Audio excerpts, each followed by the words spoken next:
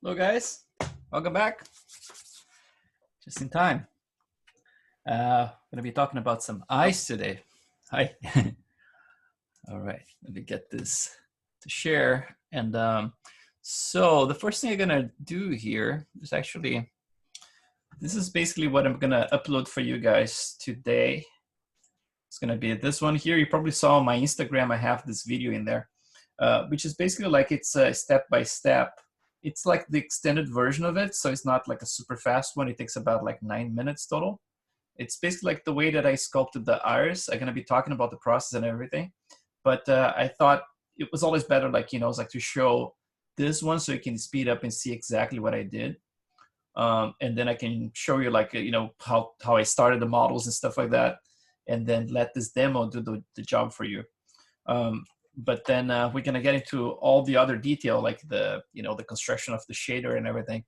So let me do this. I'm gonna start by talking about expanding a little bit about, you know, the construction of the eye, the sizes and everything. We spoke about it a little bit in the first week about, you know, the overall size of the eyeball, which is like 2.4 centimeters, right? Or 24 millimeters.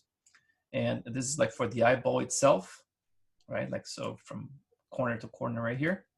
And we are treating, for all intents and purposes, as a sphere, basically. It's a sphere with this little cornea protruding in there. So, but we are not like doing like an elongated version of it or anything like that. So this is just like the measurements I have right now. So it's like 24 millimeters or 2.4 centimeters for the size of the eyeball, 1.2 for the size of the iris. So like from this corner here to this corner, right, 1.2. And then from here to here, 2.4. I have already this distance here, which is like the distance between the pupils, which is marked at 6.3 average, right? All this information you can find online is just like averages. So 6.3 in average, the distance between the pupils. So if we have those numbers in place, I mean, what we can do here, I'm just gonna duplicate this and I'm gonna move it around. And you're gonna notice something here from the top. I need to get the pupil to be right there at this spot right here, right? But remember that we have to do that little rotation thing to make sure that the eyes breathe a little bit more naturally. The whole thing about giving life to the character, right? So my eyeball at this point here is frozen, right? I don't have any rotation to it. I made sure that my pivot is right in the middle of it. So we're gonna rotate about, let's say, let's try about 2.5 to 3. So let's try with 3. So 3 degrees, right? So around 3 degrees. And you see that my iris right here, it's a little bit off center right now. So I'm gonna bring it back a little bit. So I have the iris centered at around this area here. So you see, like, it'd be hard to see from there, but let's see if I can just hide a couple of things so you can see the iris itself. So basically, like the construction of the eye, I'm gonna detail the whole thing, but it's quite simple. I have like 4 objects in here. So the first one I use is basically this outer one, which is basically like the sclera, which is the white part, and also the cornea, which is the transparent part, which is this little, you know, a little bulge in there. So if I hide it, inside I have the iris itself. And then I have the little pupil in there. And then the fourth part is basically like the tear line, right? Actually, there's a 5th part that, if I consider part of the eye, right? The caruncula in there. So at this point here, you see, like, I'm trying to use this reference here to be right in the middle of my iris in there. So that's the pupillary distance. So if I go back in here and we see with everything together, so you're gonna notice that there's a distance that's formed between those objects now. So between the 2 eyeballs, I have a little space in here. If I measure it, I mean, like, there's all kinds of like averages, right? It's not like a number that's like for certain, but just out of curiosity, if you measure from this corner here to here, it's about like 0.6 centimeters, right? So like 6.8 millimeters, basically, right? There's like a small distance in there.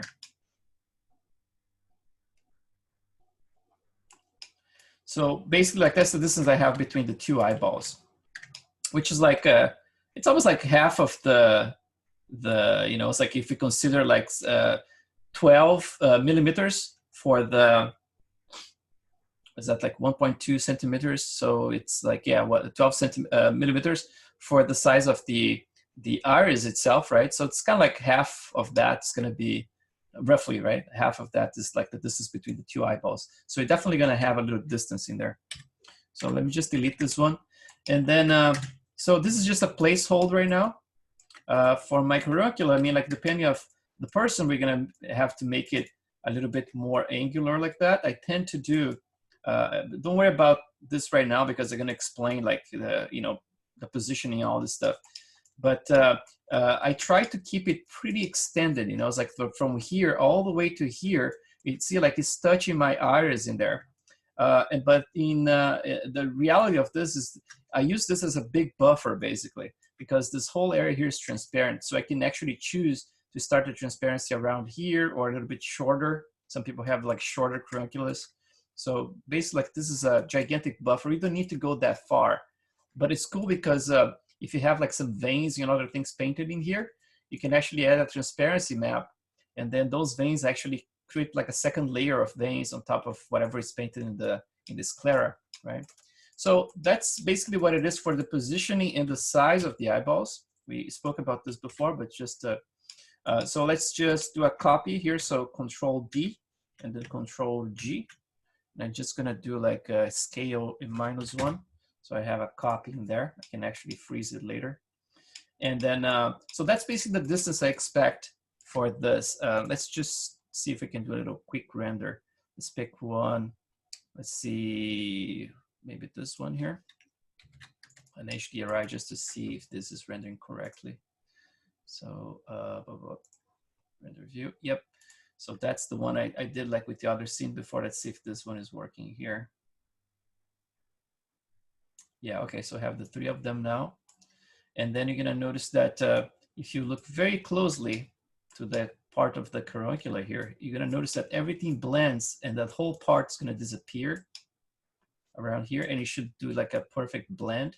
So let's just zoom in around here.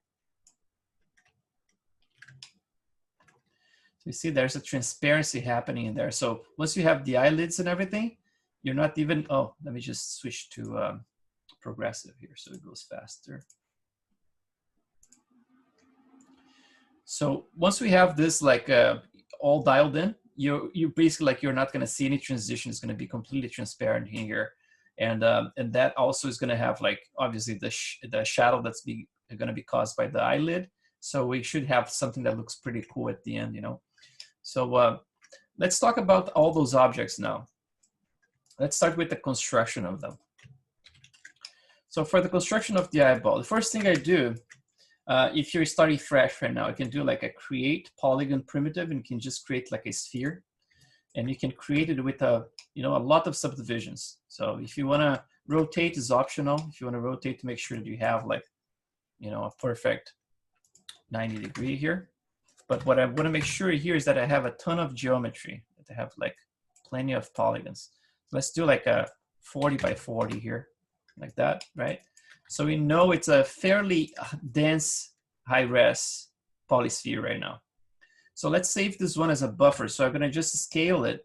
So it has the same scale that we were talking about before, which is this 2.4 centimeters, right? Right in the center right here. So if you're starting fresh, you're going to do this. Going to just measure. Then you're going to get something like that, right? If I do like precisely here, like 1.2, should do precisely like for 2.4 in there. So 1.2 for the scale. And then, so that's going to be my buffer. So now I can just do a Control D. Let's just make sure I have my outliner here. So I'm going to do a Control D to duplicate it. So that's the copy. That's my buffer here. And then that's the one that I can go back and it's still live with the history. So I can actually go back to the subdivision levels. Let's just put 8 here. And just like, let's do this. Let's just Alt H can actually unhide just the piece you have selected. So now you have something that's a good start for a base mesh. And the worst thing you can do is to actually try to start the eyeball like this with a star polygon right here in the middle. Because when you subdivide it, it's going to pinch in there. And that's going to fuck up the reflections. You know, you cannot have that problem with the reflections. So the first thing I do, I select those edges in here. I don't need to do it in the back, but I'm going to do it here. And you basically delete all of them. So now I have a square in there, right? So now if I subdivide this mesh here, for example, with smooth, you're going to get like this square kind of type of subdivision right there, right? So that's what you need if you want to create kind of like a mirror kind of reflection. This little edge in here is not going to affect that much. So don't worry too much about it. So now, let's see. So I have it. And you see, because I started with an 8x8, now it shrank, right? Like it basically it pinned the poles, but then the whole thing got to kind of like stretched, right? So if you look from the top, it's kind of like an oval shape now, right? That's why we saved our buffer. So let's go back to the buffer, which is this guy right here. Then unhide it. And let's grow this guy here. So he actually has a similar size. So either you adjust by hand like that, just to make sure like it's a perfect sphere. You can even subdivide, press 3 to subdivide so you can see the edges correctly. And then let's like shrink this a little bit more. So that's basically now back to a sphere, right? You can always use like the transfer attributes if you want to make sure you shrink wrap it. You can basically get like the buffer. So that's the final destination and the sphere. So with control, you actually select the buffer and then select the sphere. Go to mesh, transfer attributes. And then you can just do like a vertex position. Don't transfer any UVs or anything.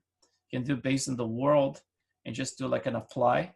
And you basically should shrink wrap back to that. So let's see if it worked here. So it should be like a perfect shrink wrap. So now we have to delete the history. So we can either go to edit, delete by type history, right?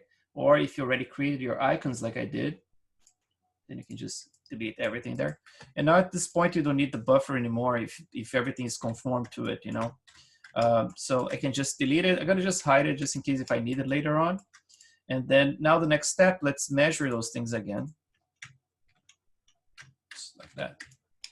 And now I have to create a little copy of this capping here, which is gonna be the little iris, right? So I can actually start with my buffer here again if I need to. And let's just do like a unhide. And I can create a copy of it. So Control D. And then I can shrink it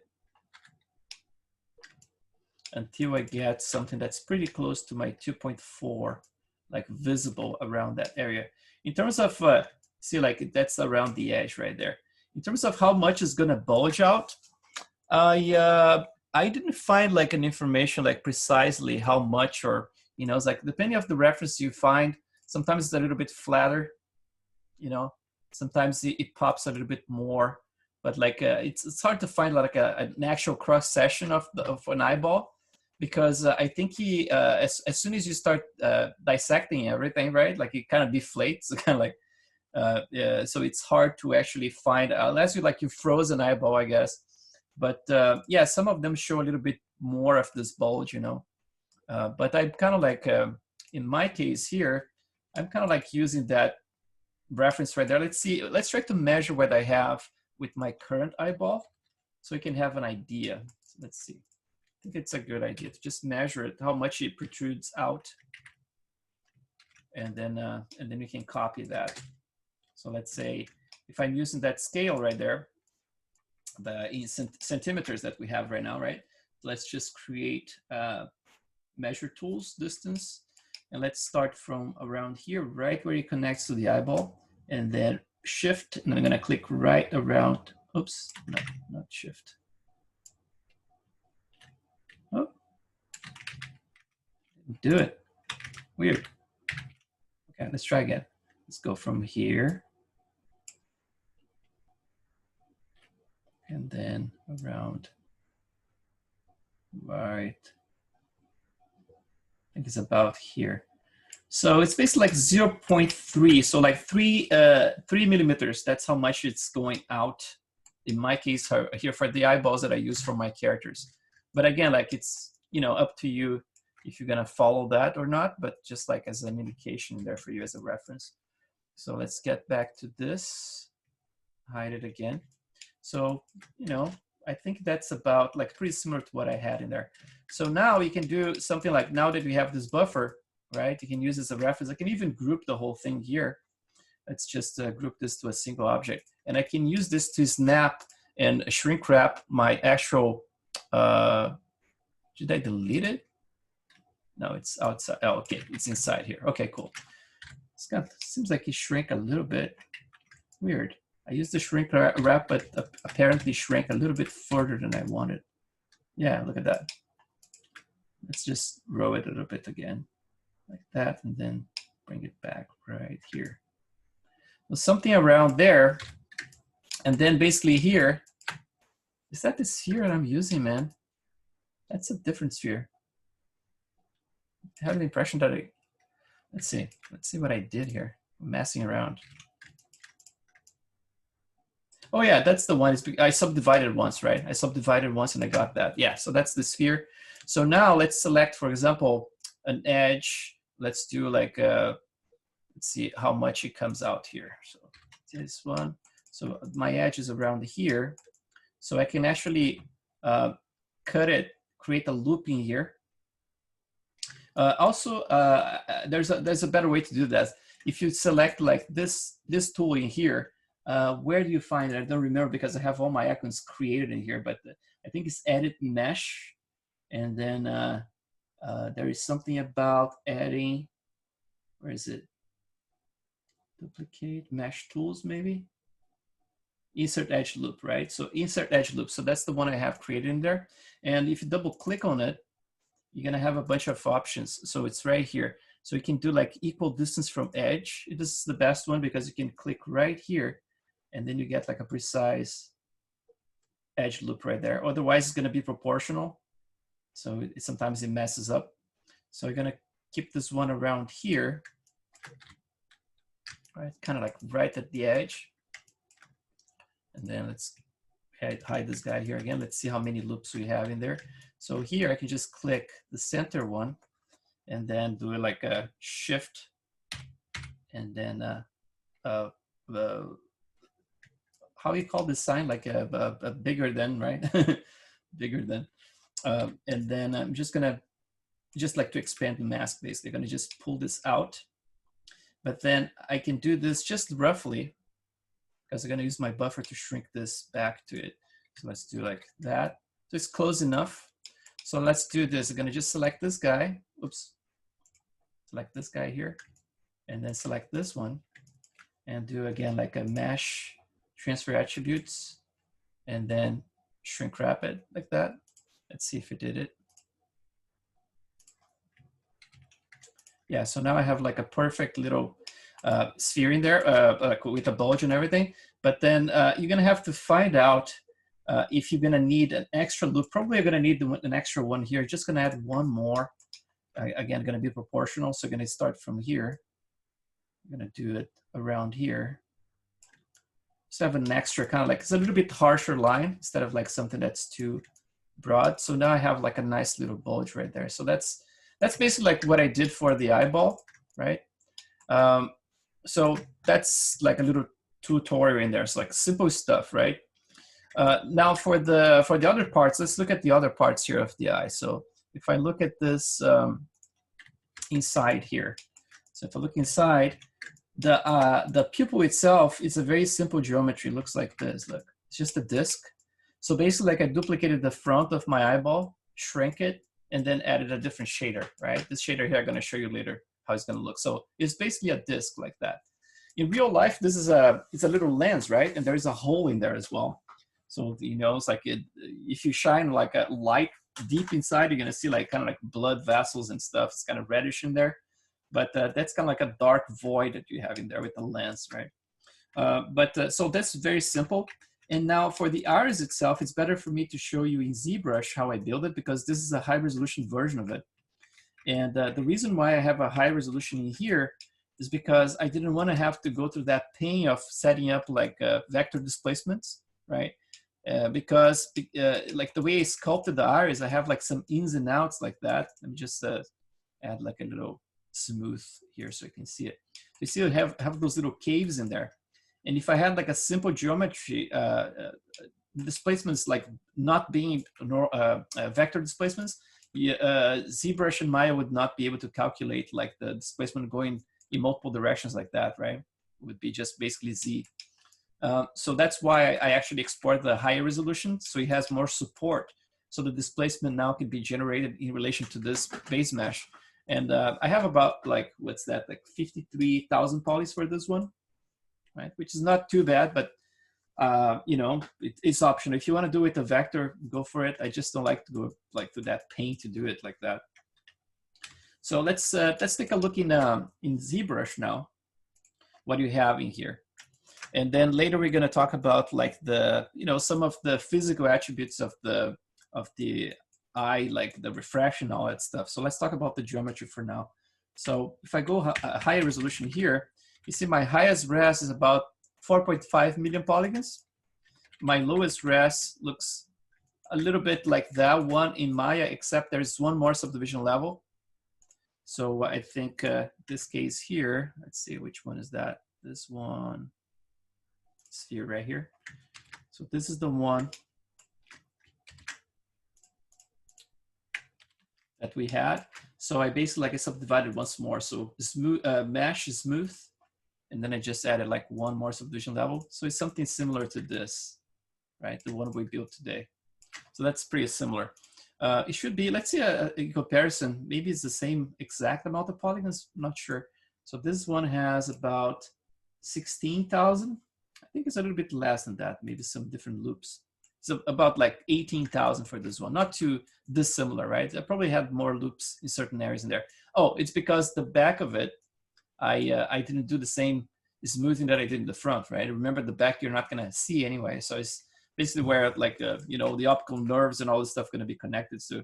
So we're not gonna see that area at all. So very similar to that one.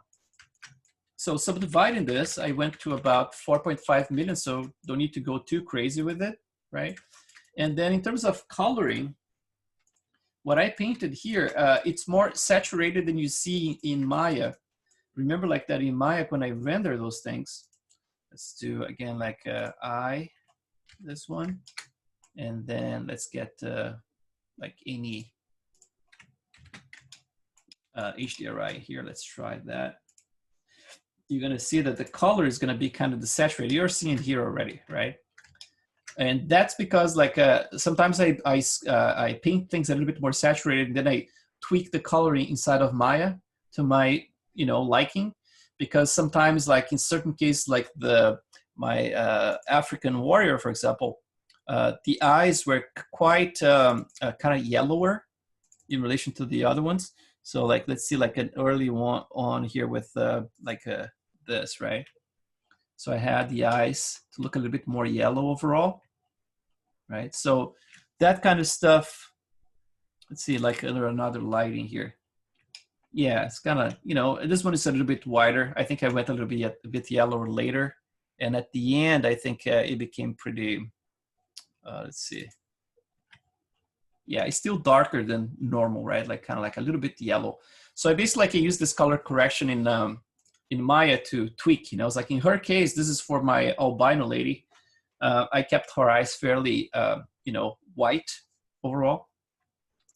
But let's take a look at ZBrush here. So the coloring here is more saturated than what you see in there because we're going to be playing with those, you know, values. But in terms of like the painting itself, it's going to be exactly what we did yesterday for the whole face, right? If you look at the backing here, it's where I did not detail. So it was basically using that very broad noise, right? So I started with a neutral color here. In this case, would be something right in between, right in the middle here. This color here I'm using for the middle, 158, 120 and 116. So it's kind of like pinkish right there. And then adding some reds, like always, like I said, like the reds are very desaturated and kind of like falling towards gray, right? Never something like this, right? Always something more desaturated. So painted with a very broad noise first as a first pass. And then right in the front here, I started doing another noise, but this time, instead of going like full on white, I actually decided to go for this very pale yellow, as you can tell in there, which is around here, 238, 219, and 201.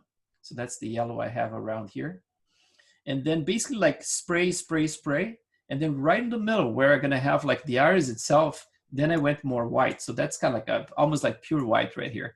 Because remember, the whole thing is gonna be transparent. We are not gonna see. You're gonna start seeing from this point on, if I show you the topology, that's around the transition between the iris right there, right? That we build a little bulge in there. So you're not gonna be seeing too much of that. See, like the white's gonna be gone by now. And then for the veins themselves, I started by painting things by hand first. And then I added some of those, the same brush we created yesterday. That was the vein thing, right? From the interwebs. So basically like untrue veins, this one here. Like you can create your own, but I'm pretty sure you can find this one if you Google like lightning.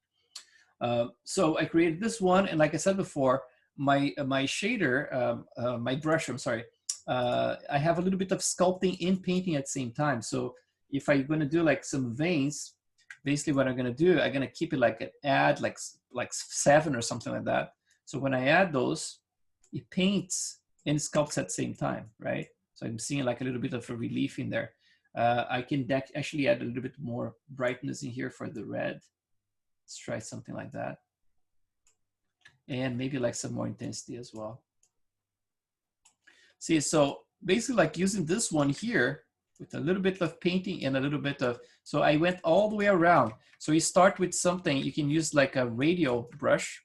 So for example, if I'm gonna do this now in the back of the eye here, I can show you like, for example, go to the transform, you can activate the symmetry and you can do like a radial count. So you can either do like more count here if you want to do like 12, for example. Make sure that you have like R and then Z and then M in your case. And then basically here, it saves me a good chunk of time just doing this, you know? So I can just do this. And then let's go a little bit darker than that. So you can do like some bigger ones, a little bit more of a, you know, just to fill up some of those gaps first. So we start doing this. And then later on, when you get like to the more like towards the middle area here, then you can customize. Then instead of like using a radius of like 12, you can use maybe like 3 or something like that. So you have like less chance of like, you know, getting copies in there. So now I can get a couple of them in here, a couple there. So you're gonna see I'm gonna add some of those reds a little bit more vivid like this. And then some tiny ones around here. But try not to touch this area here where the bulge starts, right? We're gonna try to keep that one fairly clean. And then to top the whole thing, after you cover most of this with those veins, right? Again, like if feel free to actually add as many as you need in there. Then I added some of those. They're kind of like more customized, you know, it's like just with the regular standard brush, just carve some of those little guys. Here, like you can see around here, I probably used a brush like this one that comes with ZBrush, the Alpha 22. It's kind of crappy. That was kind of like, I think, when I started it. So you're going to see some of them in there still present, but they don't have color. I actually, you know, just kept the bump, but the color is gone. So you don't even see them. So the reason why you're not going to be putting any veins around here is because, remember, we're going to be exporting the displacement map for this, right? And once you have the displacement map, the thing you don't need is like to something break this beautiful mirror that's going to be the cornering here. Just try to imagine looking through a lens that has bumps in it, right? You're going to see everything distorted. So the same is going to happen with our eyes. If we have a lot of stuff going on in front, we're going to see everything distorted. So it has to be like a mirror. It has to be super clean at all times. So that's basically like the way I did it. For the yellow, I passed the color I used in there. but again, like use like a noise, you know, it's like a fair amount of noise, just like to get those variations. You're gonna see some yellows going towards here, some in there, right? And get some references as well to help you. I give you like the base colors I'm using here, but there is no mystery. Like most of the work is gonna be done by the veins anyway, like all this stuff you're gonna be adding in here. And Chris? yes. Just a quick question. Would you use HD for any of this, or do you just not need it because it doesn't need to be that high quality? Yeah, I mean, like you can definitely use HD. And if you use HD, probably gonna need just one map for it, and it should export super fast. But again, like this is just a map, so I'm using just like instead of like going HD, I just like left it without HD. Cool. Unless we have like multiple maps, then I probably would go HD with it. But just one map shouldn't take too long, you know. So the eyeball, that's basically what it is, you know. It's like now there is one thing you have to pay attention, which is the UVs. So how are we gonna build the UVs for those things, right? For the eyeball. So my UV look like this, and that's very important, by the way. So in the UV editor, you're gonna see that I have like my UVs. So the cut right here is like right in the middle. So if I double click it and I look in here, that's my cut right there, right? So I'm considering like the back of the eye and then the front of the eyeball. And then considering it like I'm not gonna see the back of it unless someone turns their eye all the way up, right? You're not gonna be able to see that almost ever, at least like in a normal situation like our portraits. So what I did, I cut it in half, and then the whole back of it, I actually turned into a very tiny piece. So that's the whole back in there. Instead of like using a lot of UVs for it, UV space, I just put it in that corner because I don't care about how much resolution I get because it's not going to be visible, right? So hidden in there. Now the front part is important that you have the UVs is smooth in the middle and the edge is square. So basically like this, the edge here is unsmooth and internally is smooth, right? You can do that by starting your model, for example, in ZBrush, selecting half of the eyeball, and then, or in Maya, even like if you get, like, let's try to do it here. For example, like that eye that we just created. So this one here. Oops, what is that? Oh, Shift it. Alt H. Why is it not showing? Huh. Interesting. All right, let's try to, yeah, it's not like revealing it. So let's try select, let's hide all those things. Oh, because I'm in a different mode, I guess. And then let's try this, okay. And then now if I want to start this, UVing this thing, right? Like by default, Maya is gonna do something probably funky. Doesn't even have anything weird. Oh, it does have something funky there, okay. Sometimes it takes a little refresh. So the way you start this, you can start like this. You just do like a UV. You do like a planar. It's gonna be like a planar. And then from the Z-axis, right? So if you just project like that, what happened?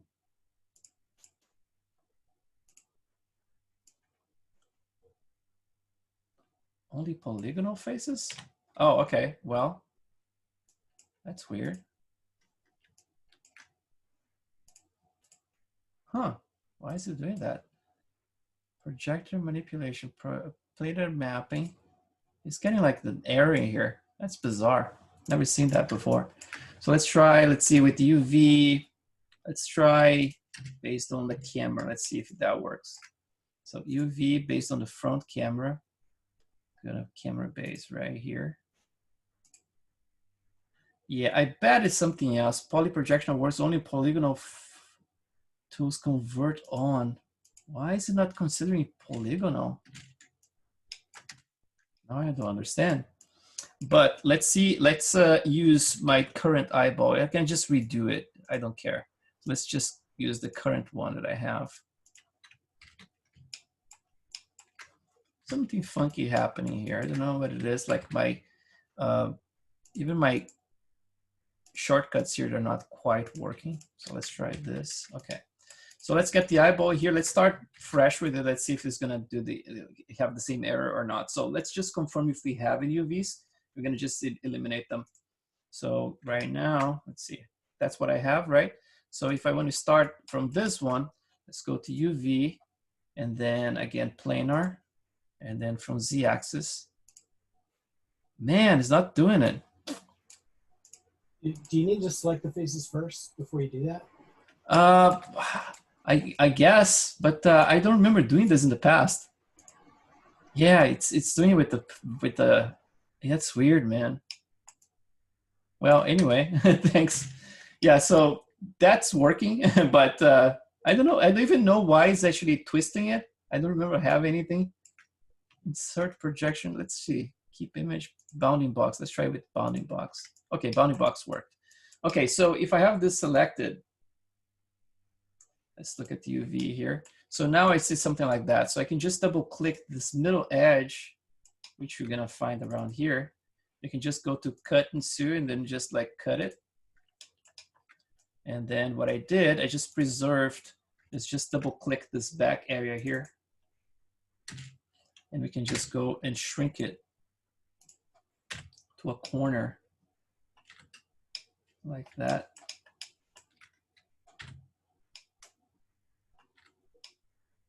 Something like that. And then let's just move here for now.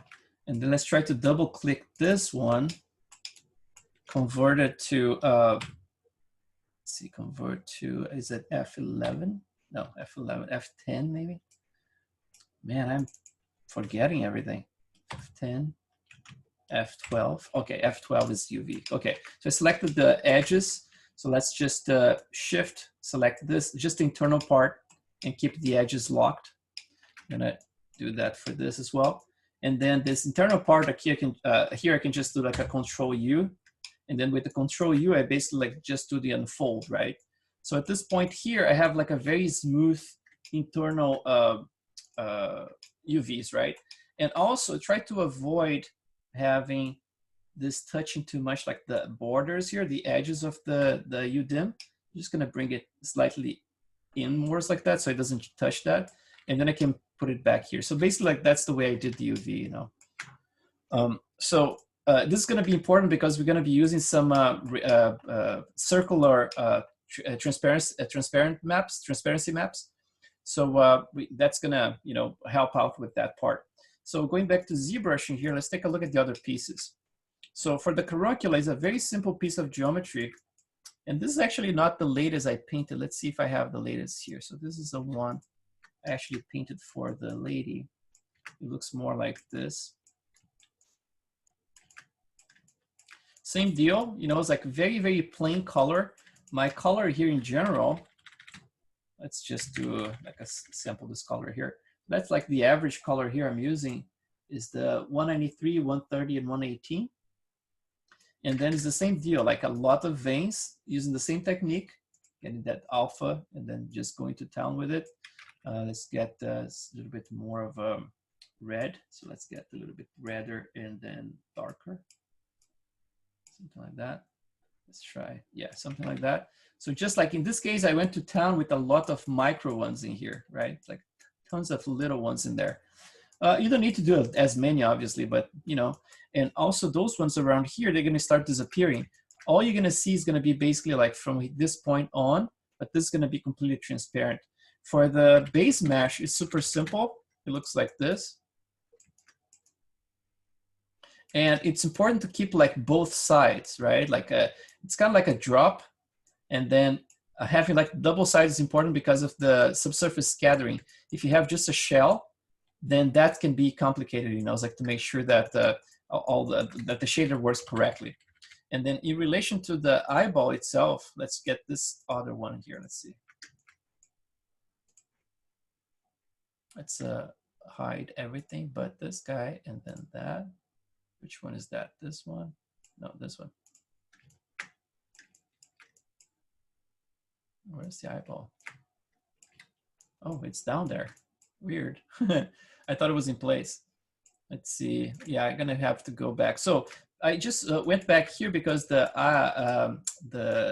caruncula itself, the painting here looks a little bit nicer than what I have in my other file in there. I'm gonna show you. So that's just like a better visual reference for what I did with it, you know. And those little things in here, I added like some, you know, weird stuff in there, but you don't need to do it. The best way is to actually look at some references, you know, and try to get, you know, the impression from it. I thought it was cool just like to add some variation, so it's not something so plain, but optional, you know. So you see like my old one here, I didn't have any of that, and it was still working for a bunch of my characters. This one is much pinker, pinkier, right? And then the way that I did this one, I tried to keep this area fairly close to the eyeball. So basically, like, remember that we're gonna have a transparency here, but you can always do something like this and keep it like really tight against it, but still like showing some of the volume over it. Because remember, like, this is gonna be completely transparent later on. So that's gonna be vanished right here. And like I said before, you see I have veins in the eyeball and I have veins right here. So once I have a transparency map, those veins gonna be kind of like a little bit over the other one. So you can have like a 2-layer kind of effect in there. It's kind of cool, you know. But again, like the painting in this one is pretty crappy. So I would rather, you know, pay attention to the other one that I have that looks nicer like this one. So back in here, so the last part about the eye. Oh, we have to talk about the UVs for those guys as well. So let's just look at the iris as well, and then we talk about both in Maya. So for the iris, this is the one I'm gonna be posting the little tutorial for you. You can watch like 9 minutes. You can speed up if you want, but it's fairly straightforward. I can show you the brushes that I use for it. But basically, like, the geometry itself is like this. You can start with the eyeball itself, right? And you can duplicate and offset things. So let's say if you have something like this, you can either, for example, like you start with around this edge here and just like bring things inwards. So let's do, for example, duplicate of this. Let's do, if we select something like, let's try like this. Let's control, let's grow this mask here. So let's say if the iris is about, so my transition is around here. So I can go with the iris a little bit bigger like that, right? So I can either, for example, like do like an extrusion. So let's just extrude it. And I'm gonna go inside with extrusion. Oh, that's not keeping my things together. Where is it? Let's see. Where is the attribute editor? No, not the attribute editor. A long time ago, I always had this thing that was under window edit. There was an option box that was like keep the faces together, but now it's like a little bit more. It's like there's a Control Alt and then click or something like that. It's just like you can activate or not. I don't remember what's the click in here, but anyway. So since I'm not gonna remember, and it's funny because I was doing this today and it was fine. What I can do here, I can actually just like shrink this whole thing a little bit. So for example, like I would, the idea here is to actually be able to offset everything. I can even create a duplicate, like let's see if this works. Mesh, edit mesh, and duplicate. And then here you can actually do the offset. I think it's gonna be fine. Let's see if I can do that. So a little offset inside like this. And then let's try this. So if I hide this one now, oh, yeah, it actually, there's something of my settings here in Maya that I'm actually doing everything with it's not preserving like the, and it's something that I changed, man. Like the faces are coming all like separate, you know, but it's something like it's in my configuration. I have to remember what I'm doing here. If you guys know anything, let me know. But yeah, the intention is to actually create an offset and then bring it down. And then you start the disk with something like this. So basically like this is from that part. And then this whole thing here, I dug this hole. And then I made this whole front here flat. So it's flat around there. And right in the middle, I extruded again a couple of times to create this little, you know, pinhole in there. So basically like it's a disk. And then looking from the side, it's not like a perfect flat surface at the top, right? It has a little bit of a lip. So it has a lip, goes down, goes flat, and then goes down again, and then goes extremely, you know, it's like towards the hole in there. And the reason why I'm doing this way is because when I look at those references of, you know, it's like extreme close-ups of eyeballs, there are certain ones that give you the impression that that's basically what's happening there. So for example, like you look at something like this, there's a lip in here, there's some undulations in there, right? And it goes down. Let's see if the other ones can show a little bit of that. You can see it right here actually from this cut, right? Like there's a little bit of that first volume, then almost flat and then goes back with the lip. So I'm trying to simulate something similar like that. But yeah, it's certain of those close-up shots, you can actually see more clearly. It looks like a little shallow volcano in there, right? So around here, for example, like from this side, right? There's a lip in here. So it goes a little bit flatter and then goes down and then down again, like with the sharp edge right there. And look how interesting that little noise right there. It's kind of, I never noticed that, like in a noise in there. I don't think you ever see it anyway. But yeah, so basically that's what I'm doing, is trying to simulate this, you know, this little lip and those other forms. So instead of like going flat with the disc, you create this little, you know, volcano here, right? This kind of like goes up and then down, flat, down again, and then down into the hole in there. So when I subdivide, you can see the forms in here. It looks a little bit like that, right? And then from the front, then basically like the brushes I was using for this was mostly clay buildup. And then the clay buildup I was using was clay buildup with a little bit of, with an alpha. So you can use like, you can pick like a 37 or something like that. And then you're gonna see in the video, like, you know, it's like it's already posted in there, but I can, I think it's in the other classes actually for the previous ones that you got already. You can see them in there, but I'm gonna be posting this one as well. So basically like, if you start with the clay buildup, you can actually define all those little lines first, right? You can just like keep building things with it and then dig in between to create those little cavities. And then you keep building up some more.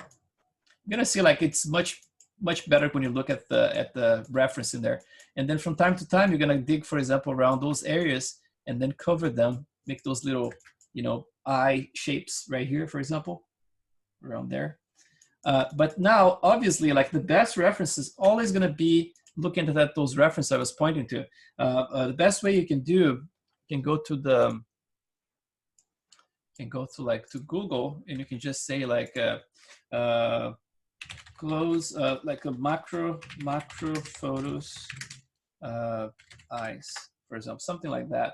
So you're gonna get something like this, you know, and then you're gonna see a bunch of them. This one actually shows that little, you know, kind of like lip in there, and it kind of raises a little bit, kind of looks like a little volcano right there. So certain ones are gonna have a little bit different volume. And some of them are gonna have a lot of fibers. Look at this one, a ton of fibers in there. So in my case, I got one that was a little bit simpler. And I normally mention this, I mean, like when you look at those brown eyes, you see like this quality that's kind of like a porous kind of thing, looks like a sponge, you know, like all those little pores. But then when you look at those more delicate ones, like, you know, it's like blue eyes, for example, you don't see too much of that. You see instead like those tiny little, you know, like tendrils in here, kind of like underneath it.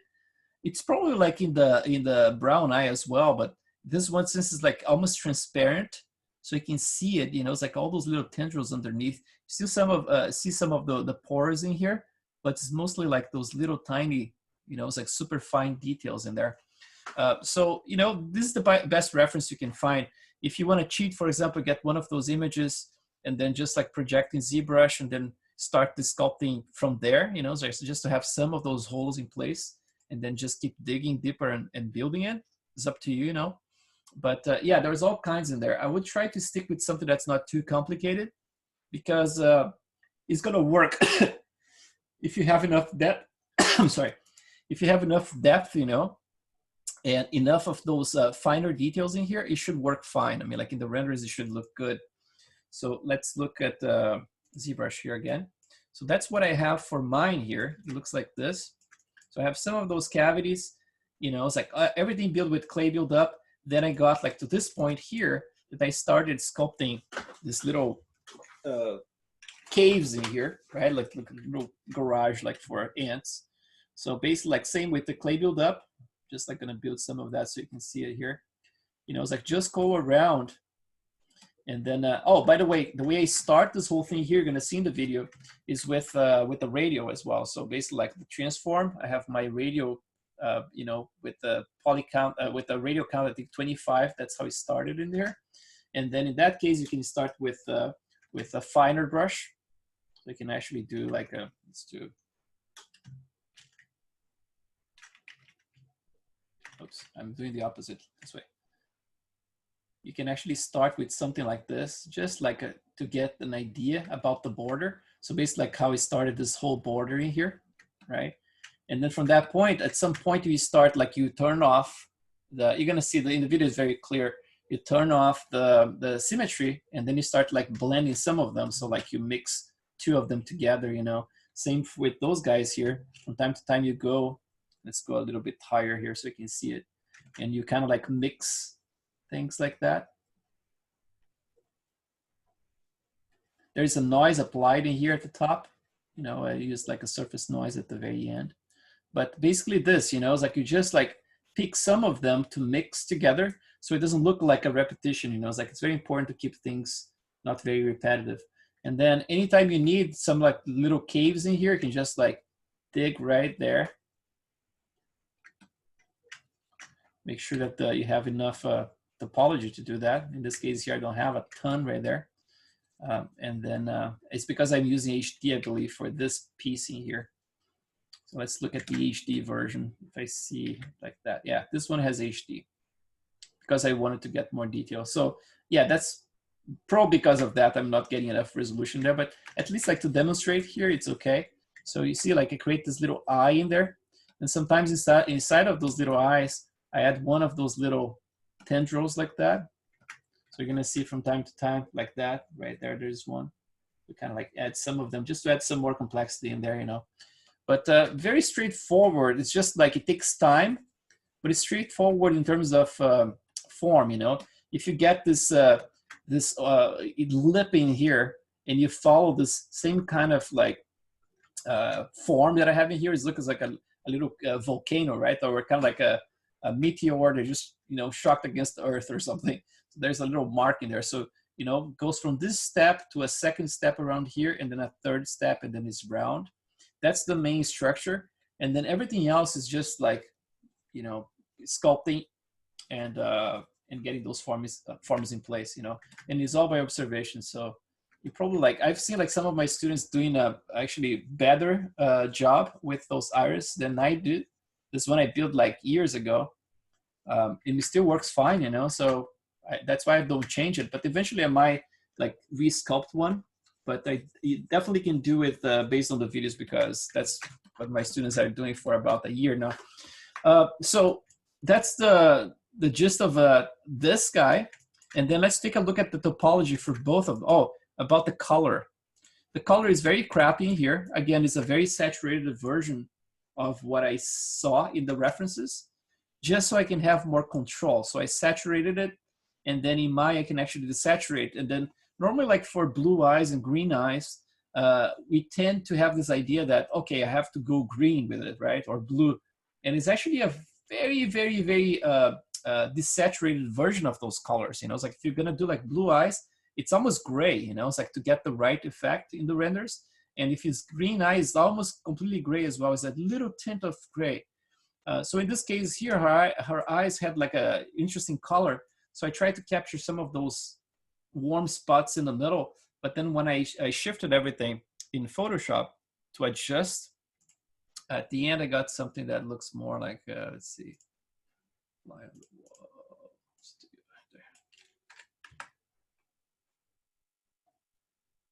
At the end is something more like this, right? The color doesn't quite look exactly like that. It looks more natural. There's like a tint of gray that I added in Maya itself, but we're going to be opening the shader so you can see it's exactly the same color that I have in there. So you see from this to that is very different, right? But just shows like that you don't need to have a ton of color. A lot of stuff is going to come from, you know, it's like you can use like a circular gradient textures in Maya, like procedural, right?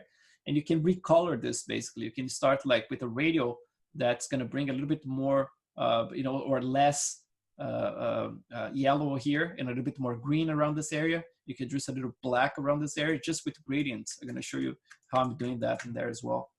So now that we have this color, which again, you can also use like a photo, for example, and extract from the photo. I have nothing against it. It's going to look more realistic than my stuff for sure. But if you want to paint, I mean, like it, as you can tell, it's not like a pristine kind of painting. You know, it's good enough.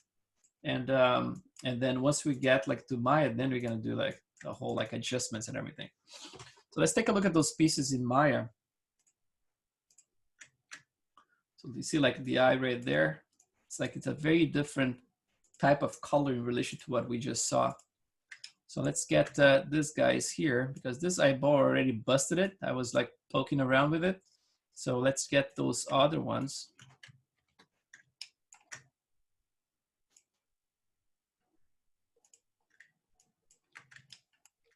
Hide this guy here.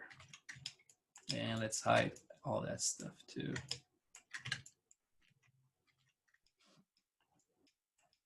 I think that the middle one should be busted. So let's just Control H. There's a lot of stuff here.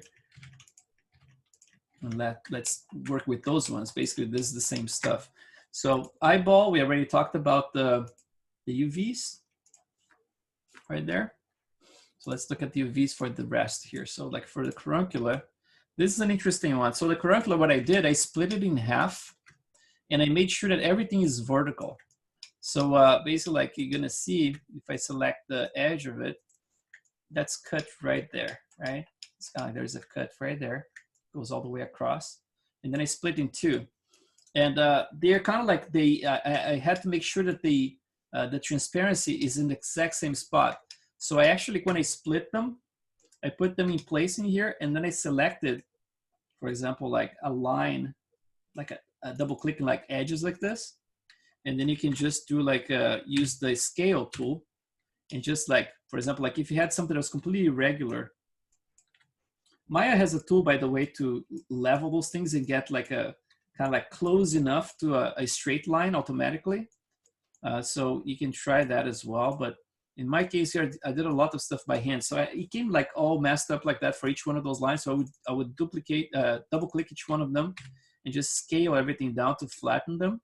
So I did it one by one to make sure that every single one was completely straight, because I'm using a gradient map here and I want to make sure that transparency is the same for the front and the back of it. Otherwise it's gonna look a little inconsistent. And then I made sure that everything was vertical. But obviously, if you're using like a horizontal, you just have to switch your map from your transparency map from vertical to horizontal. It should work the same, right? But that's basically the way I have it set right for myself. And then for the iris itself, the UVs look like this. So the only concern here is that it has to be exactly in the center of the UDEM, right? Because again, we're going to be using some circular gradient maps procedure in Maya to be able to recolor this whole thing if we need to. And then that's why it has to be right in the middle. Again, like it's going to be like a planar map, right? So just like a planar map just assigned to it. And then you should be good to go. Actually, I did the planar map first, and then I selected the inside, and I relaxed it. So the inside here, you see, is there's no overlap. So basically, like it's all, if I can actually do this from here, so you can see it. Let's just export this. The base mesh, I'm gonna export like the super low res in here. Let's get to Sammy and then OBJ. Iris. Let's do iris temp.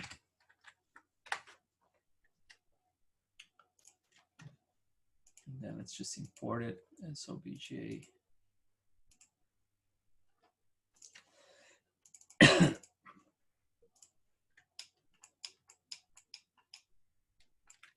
Where's my iris temp? Let's see. Right here. Yeah, it's there. It's just like buried. It's inside of something. Oh no, it's in the middle. Okay. So that was basically my base mesh. So if I started with something like we did before, for example, like we have our select the faces here, this is the way it's working. And then UV, and then let's do a planar. And then in Z, right? So basically start like that. So you know it's right in the middle. And then obviously I started the UVs before I did any of the sculpting, right? I started with the disc, so I would not have this weirdness in there. So before you do anything, create the UVs first and then bring it to ZBrush. So just like reduce a little bit to detach from the edges a little bit. And then again, you can do like, for example, like select the edges, Control F12 to convert to UVs, and then shift and invert the whole thing. And now I can just like do a Control U to unfold, right? So basically that's the way I did it. And then you're gonna have something like this, you know, just like same borders, but with a smooth kind of like internal part, right? And nothing overlapping. So that's the main point. So let's take a look at the shaders now. Start with the shaders here and demonstrate everything working. So let's take a look first. Let's start with the caruncula probably. Let's try with, let's go back here. Oh, ran out of undos. Let's do this one, this one, and this one. Is that in the middle? Oh yeah, I didn't delete. Okay, so let's get this one. Let's see, that's the one. Okay, this one. This guy here gonna delete actually because this one, right? Yeah, you don't need that. Yeah, that's the one we need. This one, okay, group. Okay, so let's do. So let's start with let's start with the eyeball since it's a little bit more like in the order. So let's look at the shader here first. Before you do this, let's just confirm that everything is working. So we have no doubt that we are doing the right thing here. Let's just double check if this is rendering correct.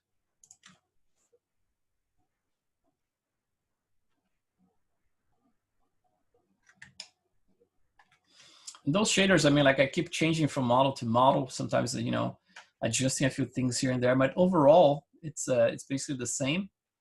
Oh, this one has some extra lighting here. I have all the lighting.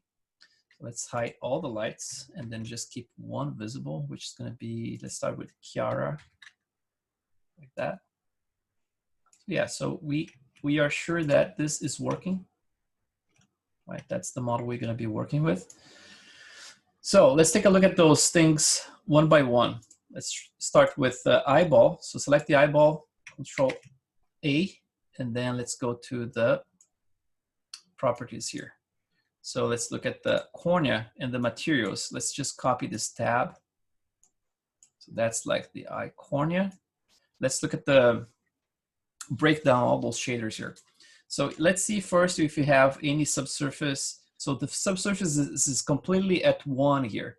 So if it's at 1, like I mentioned before, this base here can be completely ignored. So whatever I changed in here, I'm gonna even render here so you can see, I can change anything I want here, break this connection, whatever it is, nothing's gonna change because this is like at 1, right? But as soon as I start bringing this 1 down, then it starts blending with whatever is in here, right? So if I have something like this, then it mixes a little bit more diffuse into the subsurface, right? So you can see it there going from subsurfacey to like completely diffuse, right? So in this case here, that just means that we are not using this at all if I have this one at 1, right? It completely ignores it. So ignore the base. Let's go to specular. So for the specular, I have 0.8. And then for the color is not full white. If I remove my color management in here, you're gonna see my HSV looks like that. It's like it's 0.547, like far away from 1, right? That's the pure white. Sometimes I add a little bit more, but not too far from this, you know, it's like around 0.6, something like that. So that would be my color. Obviously, you can do a little bit of compensation, right? You can add more white in here and then bring down the weight, you know, but in this case here, I'm just, I think like the reason why I was bringing below 1 is just to prevent like fireflies. I think I had in the past. So, and then I left like that. But obviously you can play with those two ones and come with the same result with different values in here, a combination of both. for the roughness, a mirror would be like 0, 0, 0, right? It would be like completely clear. So you see, I'm adding a little bit of, instead of like a super sharp a line for like every time there's a window reflected, it's not going to be super sharp. It's going to have a little bit of a fuzz around it, right? Like the reflection. So 0.20, 0.020. For the index of refraction, let's talk about that for a second. So index of refraction, you're going to see that when you rotate this, spinning around, you're going to get more and more of that effect, right? Like the refraction distorting the whole thing in there. So the index of refraction, like in a physical eyeball, it looks like this. So you have a bunch of different values in here. So let's see, this one's not the one I wanted. It's like, there's another one. Let's see, it's small here. There's one that has, is a very crappy drawing that has the indexes. Huh, I have it here, just a second. This one. So basically, like, it's a bunch of different index of refractions in here. So first, there is the liquid inside of where you have your a cornea in there, right? Like right in front of the iris. So we have this one at 1.34 for the index of refraction. But then there is the cornea itself, which is kind of like it has a wall. And I tried to do this, you know, it's like in the past, I think it was when I was sculpting Jessica, I actually extruded to create this impression of this little wall. And I added this index of refraction, and I added this index of refraction for the inside. I added a little object that was kind of like an offset of this internal wall in here. And that was kind of like at 1.34. And then I tried to do the renders, and I compared to a render that was basically an average between the two without using those, you know, the thickness or using an internal object in here. So instead of like using 134 and then 138, I just rounded to 136 and then removed the wall. So it was simply like a cage, right? Just like we have it there. And then no inner object in here. And the result was basically the same. I didn't see anything that justified for me to have like a more complex eye.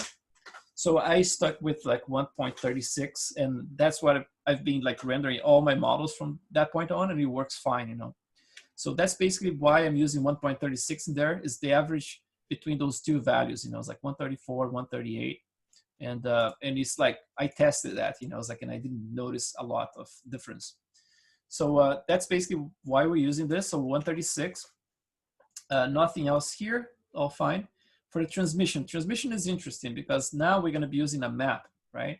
Remember when we saw the eyeball from the front, like the UVs is basically like it's kind of like a planar version of the front of the eyeball, right? Like from the center all the way to the front. So we're going to be using here a circular map, like, which is a transparency map, and it's going to be a ramp. So if you look at your Arnold here in the hypershade, like if you go to your texturing here, let's see, it's texture utility, probably utility. So AI ramp is going to be around, let's see, AI ramp down here. So you have the AI ramp float and AI ramp RGB. In this case here, because it's a transparency map, we are using the float one. So basically, like, you're going to plug that float one into this channel of your transmission, right? So transmission, right in the weight, you're gonna plug that map. So best way to do is just like click to create it first here. So let's do like a AI, where is it? Ramp float. So you have it right here, right? So you can just go back to your shader. Let's just make sure that we find here. So if you have this one here, transmission, you're just gonna control, like not control, but just like a middle click the AI ramp and just like drop in there. So when you do that, you can plug in there. So basically we're gonna have a transmission. And then now you're gonna see something interesting here. So when you first plug it, you know, it's like the transparency is not in place just yet. But then you're gonna be playing with this curve that shows right here. So we have a ramp in here. So I switched, the first thing I did, I switched, I think it starts with probably like U or V, something like that. So I switched to circular, right? So now that I have circular, then you can actually play with this curving here. So if you click this little arrow, it expands it for you. And you can even make it bigger like that. So if I click this one here, let's see, I'm gonna copy this value here so I can actually have as a reference. But look what happens if I bring this back in here. You're gonna start seeing like this whole area is gonna go more and more transparent. Like that, look at this. Oops, I just created another one. Let me just stop and then let's just undo this. Man, I don't know if I have my caps lock on, but something is funky. I'm not like all my, what's going on, man? It's like, seems like keyboard's not obeying very much like with my commands, you know, it's like with the, now I have caps lock, let's see. It's so bizarre. Oh my, did I turn off my, by mistake, something here, like my history? Let's see. Oh, history is on. Huh, interesting. Well, let me just do this. Let me just delete this one here. And just pull this one. So let's do it again here. So if I pull this one here, you're gonna see this whole area getting transparent, right? So that's basically how we're gonna, you know, use the circular map to actually find what's the best transition, you know. Trying to avoid to do something that's completely square like this. Like if it's like if it's too close, for example, like this value here to that value right there, it's kind of like a vertical line like that. You look at how weird it looks. You know, it's like there's not enough transition in there. So I would try to do something that is a little bit more spread out. It's going to depend on your map as well, the way you have your UVs set up. But that's basically the curve that's going to control everything, you know. You see, if I keep going with it for here, now this area is becoming more and more transparent. So you start to see that disk, right? So the disk, that's the geometry for the iris. But as you bring it back in here, right? So it starts disappearing again. So you're gonna have to find a spot where you get a transition right around that bulge that we were talking about before when we modeled it.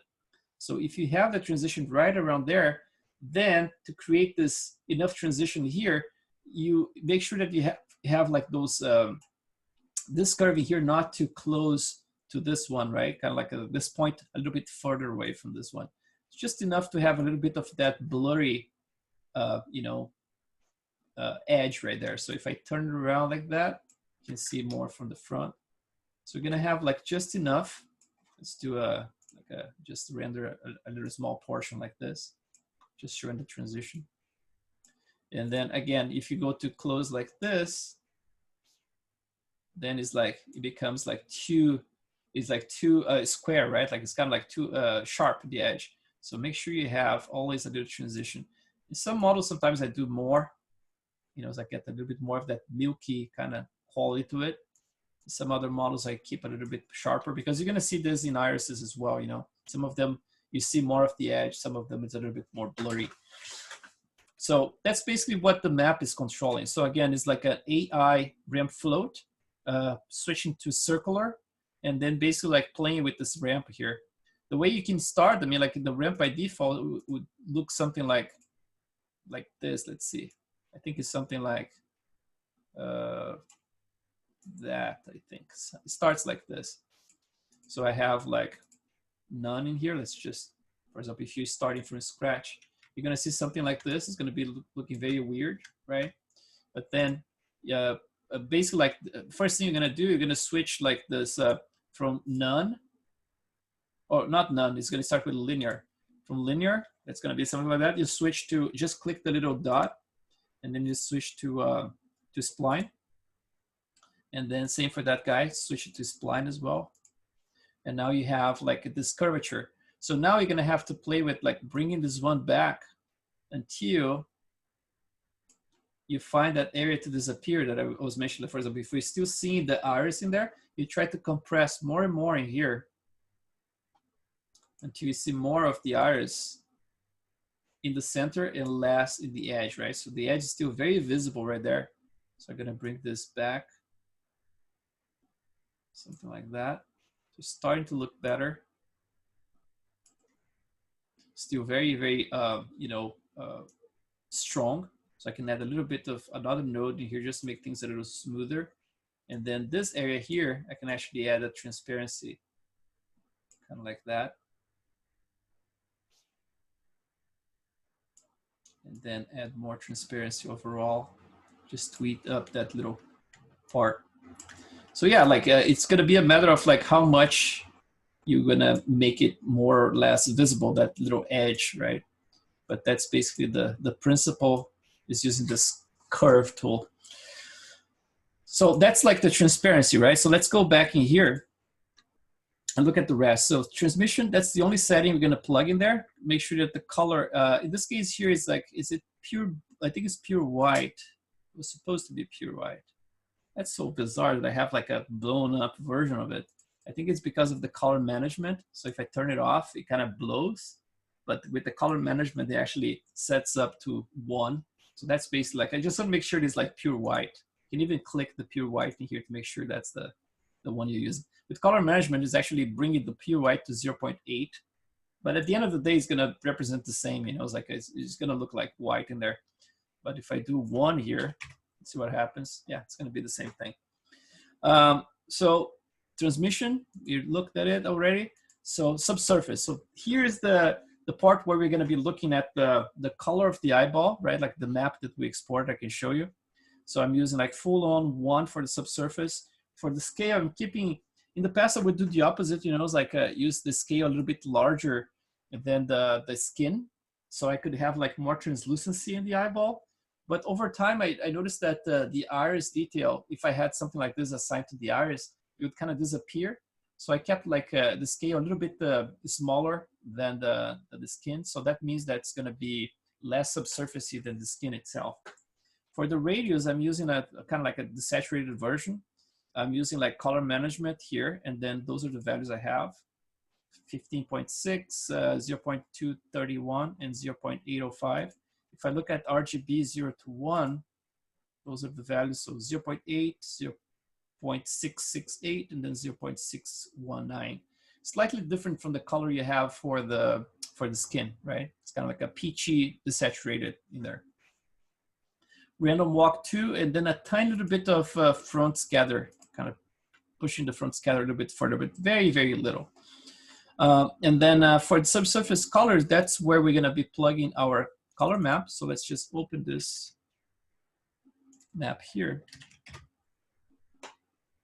That's basically exported from ZBrush, right? Just like we saw in there with more transparent. There's a very vivid red in there.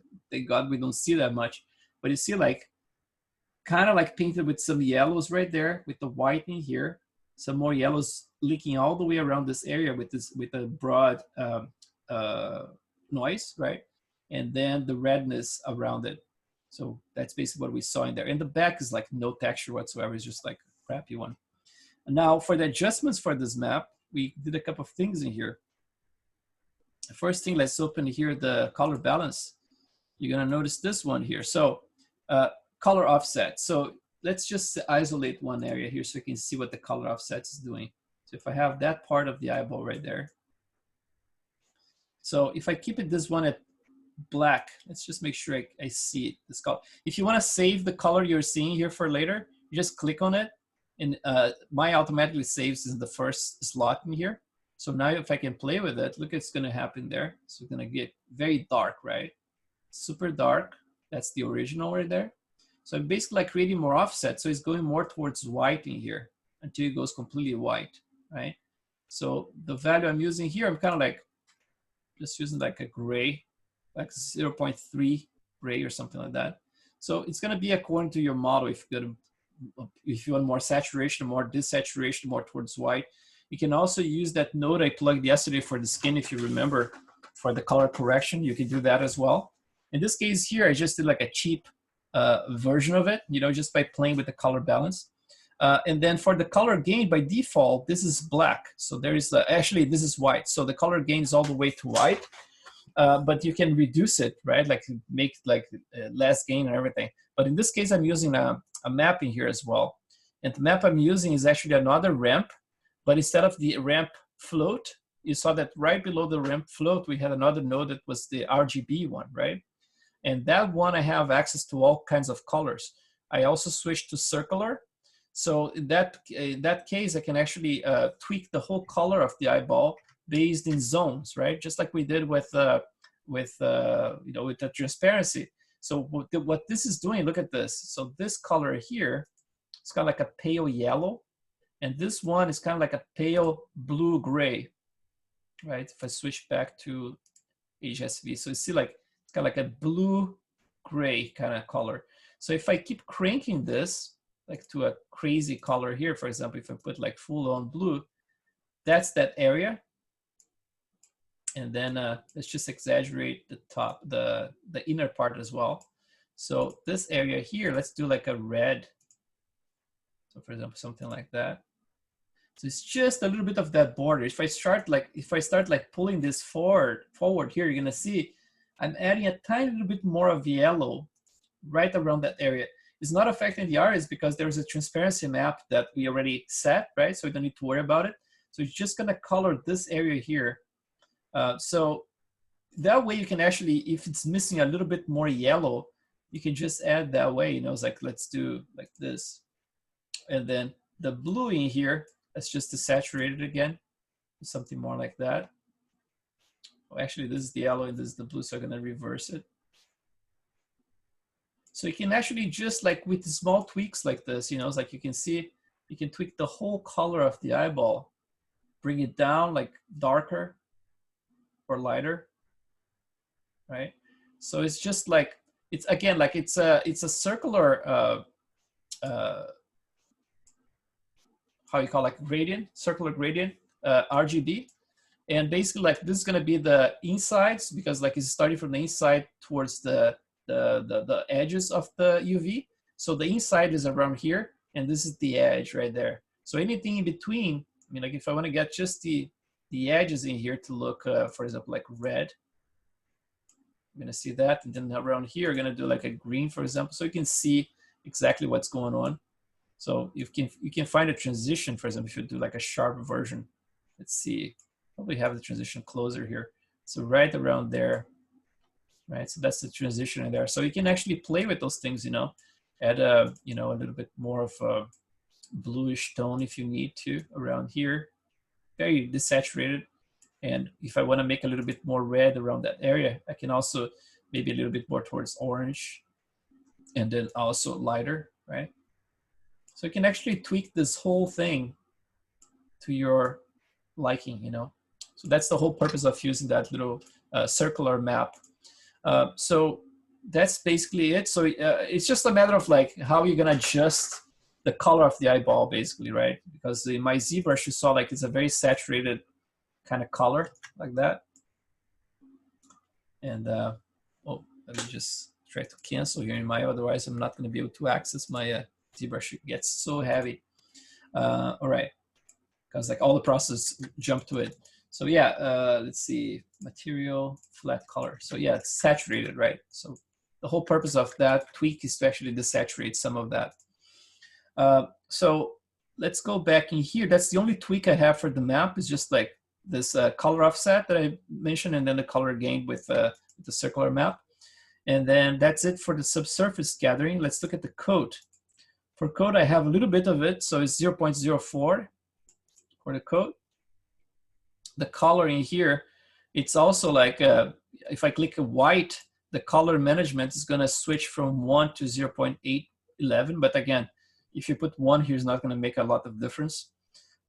So that's the color. And then for the roughness, remember we had 0.020, I have 0.030. So it adds a tiny little bit more, of an edge. If there's a window like that, it's kind of like a secondary spec for the window. You're gonna see the edge a little bit more blurred, slightly. So it's just like a secondary one. And then the index of refraction here, this one is, it's the kind of stuff like you can play with it. But that 6, for example, it just adds more brightness overall, like more reflection. So if I have something like this, and I'm using for the coat in here, so if I crank this one, for example, like 30, look at, let's see. Oh, it's actually not doing anything. Huh. I think it's so subtle that's actually adding just to the edge. It's not actually doing much. But I'm gonna just like keep the way I had in here. Maybe like the weight yeah, if I add too much weight, look, it looks very metallic, right? That's not what we need. So I think that's why I kept this one at 0.30, right? And then I play just with index of refraction just to kind of like increase more of the effect to it. But just like it's a tiny little influence here, just for a secondary spec. And then for sheen, I don't have anything assigned. Emission, nothing assigned. Thin film, nothing assigned. Geometry, nothing assigned. I don't have any bump map assigned. Everything is displacement. And then the final part of the shader here is the actual displacement map, right? Which is exactly what we're seeing in ZBrush, exported the same way we've been exporting everything at this point. So let's, we don't need to get into it.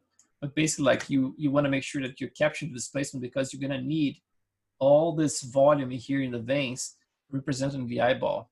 That's what's going to break the specular around it. Otherwise, it's going to look like a mirror, right? So you need this irregular kind of surface in there. So that's why we need the displacement. But again, make sure like that the whole area in front of the iris is completely free of veins, right? You're going to need that very much like a mirror like that. And then let's look at now the other pieces here. The next one we're going to look is this guy here. We spoke about the UV being vertical, right? And because you have vertical UVs, I'm going to show you how the transparency looks like here. Same deal here. If we have the subsurface assigned to it, which we have here at probably like 1, right? That means you just ignore the base. We're not going to use it. And then specular all the way to 1. And then for the color, again, it's plain white. Roughness 0.30 is a little bit different from for some reason. I don't know. I think you would not make a huge difference if I keep the same as the eye. So let's keep it simple, 0.2, same as the eye. Same as the index of refraction for the eyeball, so 1.360. The transmission now. Transmission is going to be a different type of map. You're going to use the same ramp map. In this case here, look at this. What I had set before was that everything was before I had the new Arnold installed. I would say like maybe 3 versions ago, they changed a couple of things. And then this Maya shaders, I got some bugs with them. So from that point on, I switched some of the shaders that are not working with the transparency from the Maya nodes. This is a ramp map from Maya instead of using the AI ramp float that I just showed you from Arnold. This is from Maya. And this one was actually breaking things before in those other channels that I plugged. But for some reason, in this one here is working. We can actually switch just so it doesn't get confusing. Let's switch this one. Let's see if we can get the same result. Let's see. If I break this one, let's just break the connection, pretend you don't have anything plugged in there. So if I just render this with the full-on transparency, right? So we are seeing like just refraction. So everything is transparent in here. But what I'm going to do, I'm going to plug this. So you would start with something like this. You would click this channel here, this little box, and then you would go to your Arnold utility, and then you would scroll down all the way to AI ramp float, like that. And now we have like this curve, just like we had before, right? And now I can see what's going on here. Let's try to bring this to a point that we can see what a transition starts and ends. So you're gonna see right there. So my curricula here is getting so short. See right there? Very, very short. Let's get this a little bit closer as well. Something like that. Oops. So very, very short, right? As I start expanding this, and again, like best way here is to actually click those little dots and transform them into splines. So you get like a nicer curvature.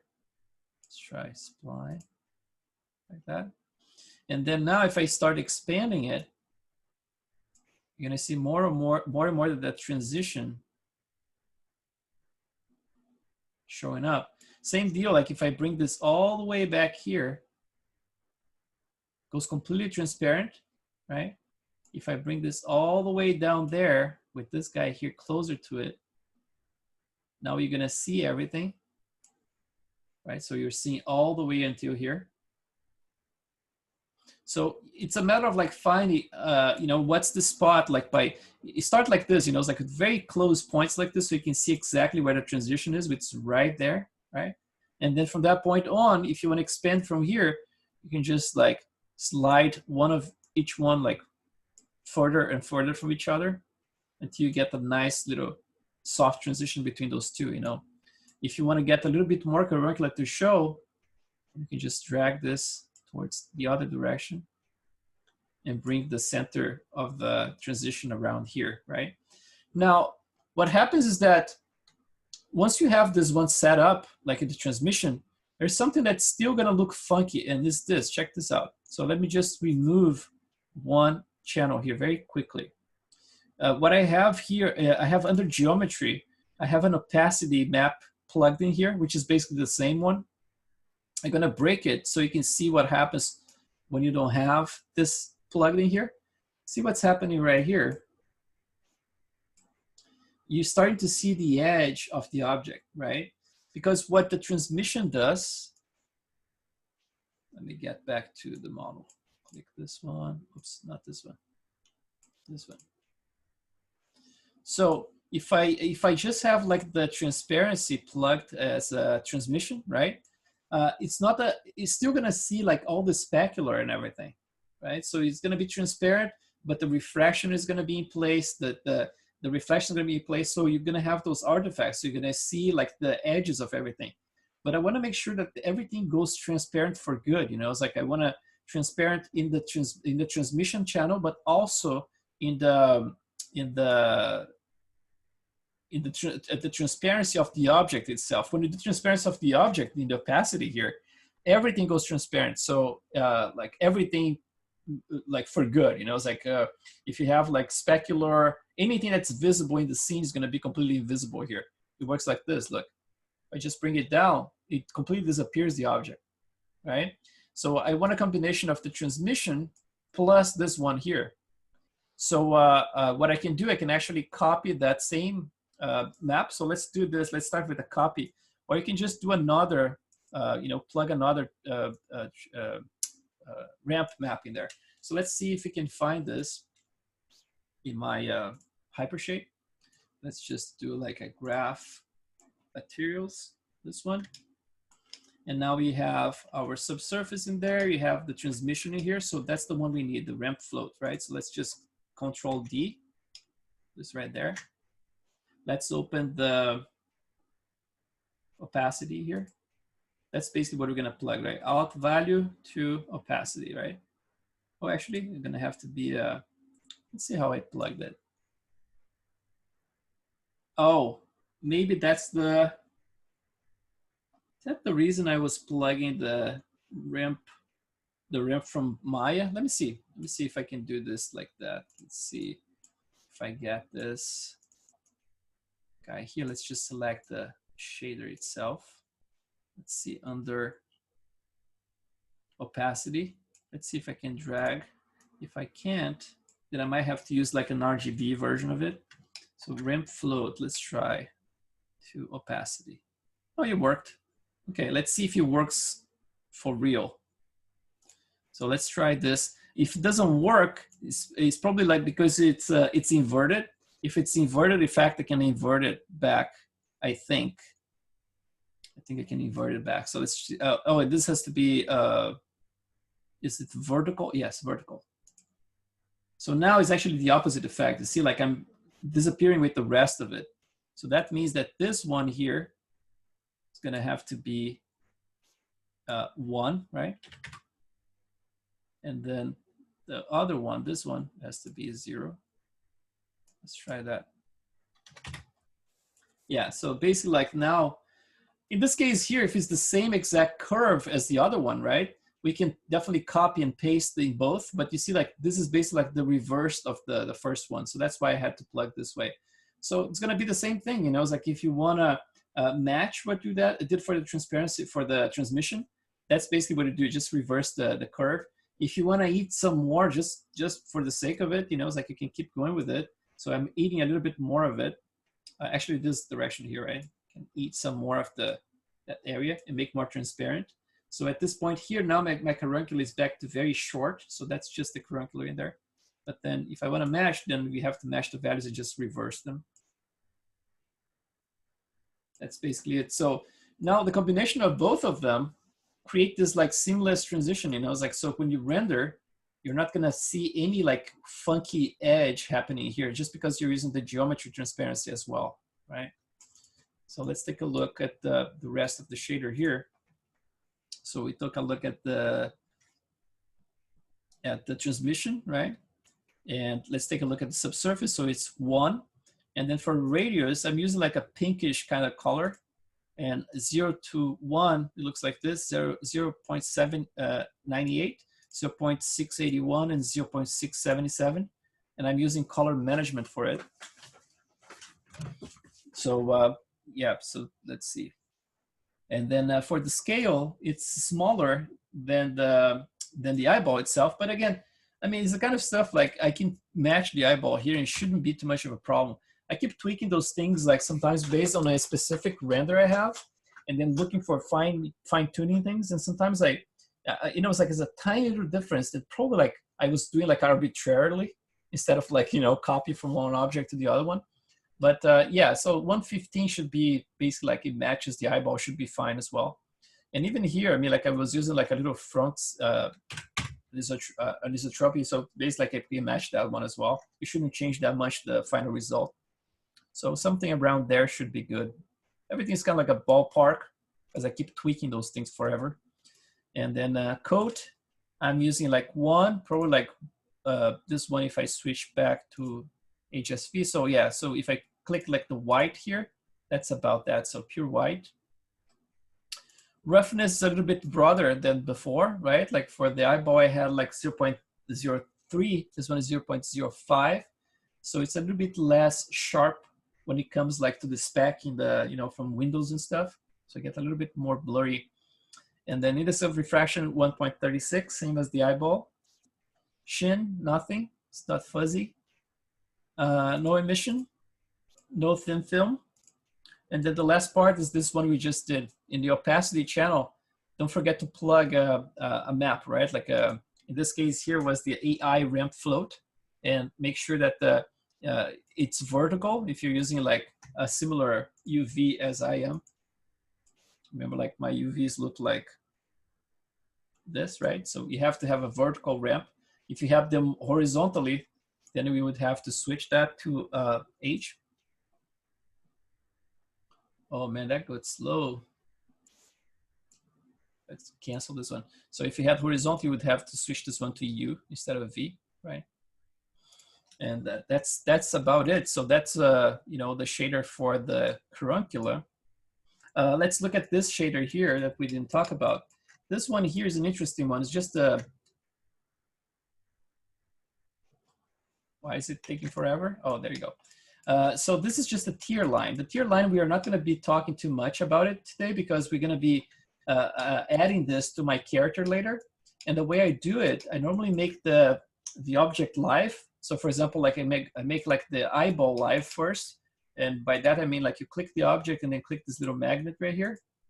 And now I can just go and click this guy, and then it's going to snap to the surface, right? Like that. I make sure that I have this live for the eyeball. And also, this is just for the top edge, right? We're going to be doing that for the top edge.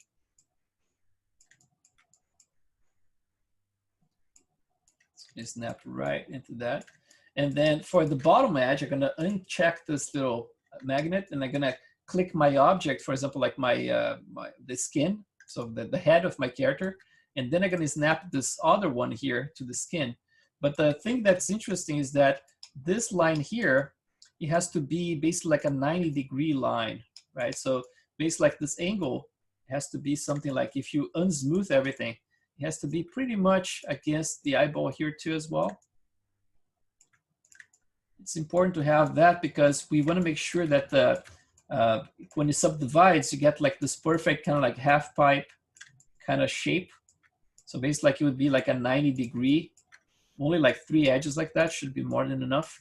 And then if you need to subdivide this model a little bit more later, you can do that. But just by doing this, you see like then you start getting that transition piece right there. If you need to bring it a little bit closer to the surface, do that as well, but very carefully. Make sure it's like very, very close to the surface, like that, right? So that's basically what we're going to be doing. And you see like how simple the object is, right? So let's look at the UV. So this one shouldn't have like any secret, right? Like, because I mean, it's just like a row of polygons and then 90 degrees, another row of polygons basically attached to it. And this one is snapped to the eyeball. This part is snapped to the eyelid, right? And then this one here can be right in the transition between the eyeball and the eyelid. So we can snap this middle line into the eyeball as well, just right at the transition. We're gonna be doing this the next day, so don't worry about it. For UVs, they're quite simple. They look like this, right? So I wasn't concerned, for example, in making this like a straight line or anything because I'm not using a ramp. I'm just doing like a unwrap to it and just adding a noise to break up the speck a little bit. But one thing that you can do, for example, I suggested this before, you can actually select, for example, a bunch of those like the lower lines in here. If you want to do something fancy, just like this is just a, you know, me talking about like theoretically, right? I never tried that, but for example, if you did something like this, made everything square. Let's see here. This is just like something to think about if you want to do it. So for example, if you had something that's completely square like this, oh, not that one, right? Like that. And then let's get this middle line. All my shortcuts and everything in my keyboard, they are not working for some reason. That's bizarre. So basically, like if you have something like this, now you know that if you use like, for example, like a ramp float, you can create a ramp. And just imagine this: if you want to create a perfect transition between the eyeball and the tear line, and then between the eyelid and the tear line, you can create a transparency map that starts like dark and then white and then black again. And you can create like, can make this this object appear and disappear like seamlessly using the geometry transparency, like the one I show you guys just now. So that's a suggestion, you know, it's like if you do that, I'm pretty sure you can get like a perfect transition. I never need to do it, you know. Now my undo is working for some reason. Okay, that's good. Okay, so that's basically like what I have right now. I'm not doing that, so it's just a suggestion, right? And even this part here is kind of overkill. You know, it's like I have like in my latest model, if I'm not mistaken, I did all the way around. So the tier line, it doesn't stop just in the bottom, right? It normally goes all the way around. So you're gonna have like this whole thing going in a ring. So if you wanna do it correctly, you can do like all the way around. The thing is, like for portraits, you're never gonna see the upper part because you're gonna have like the eyelid and the eyelashes covering everything. So, you know, and even like when I do render shots from the bottom, it's rare I can see the transition. But if you want to do like physically accurate, I would suggest you guys to just continue this complete ring. You know, so I can do the same for the upper lid as well, like the same transition. So the shaders for this guy is quite simple. So I'm using like, let's see, there's no, you know, because it's completely transparent, I'm not going to use any base or subsurface scattering, right? So the base is ignored here.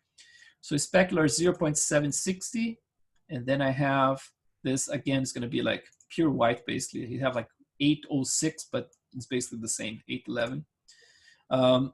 Roughness 0.04, and the index of refraction 1.6.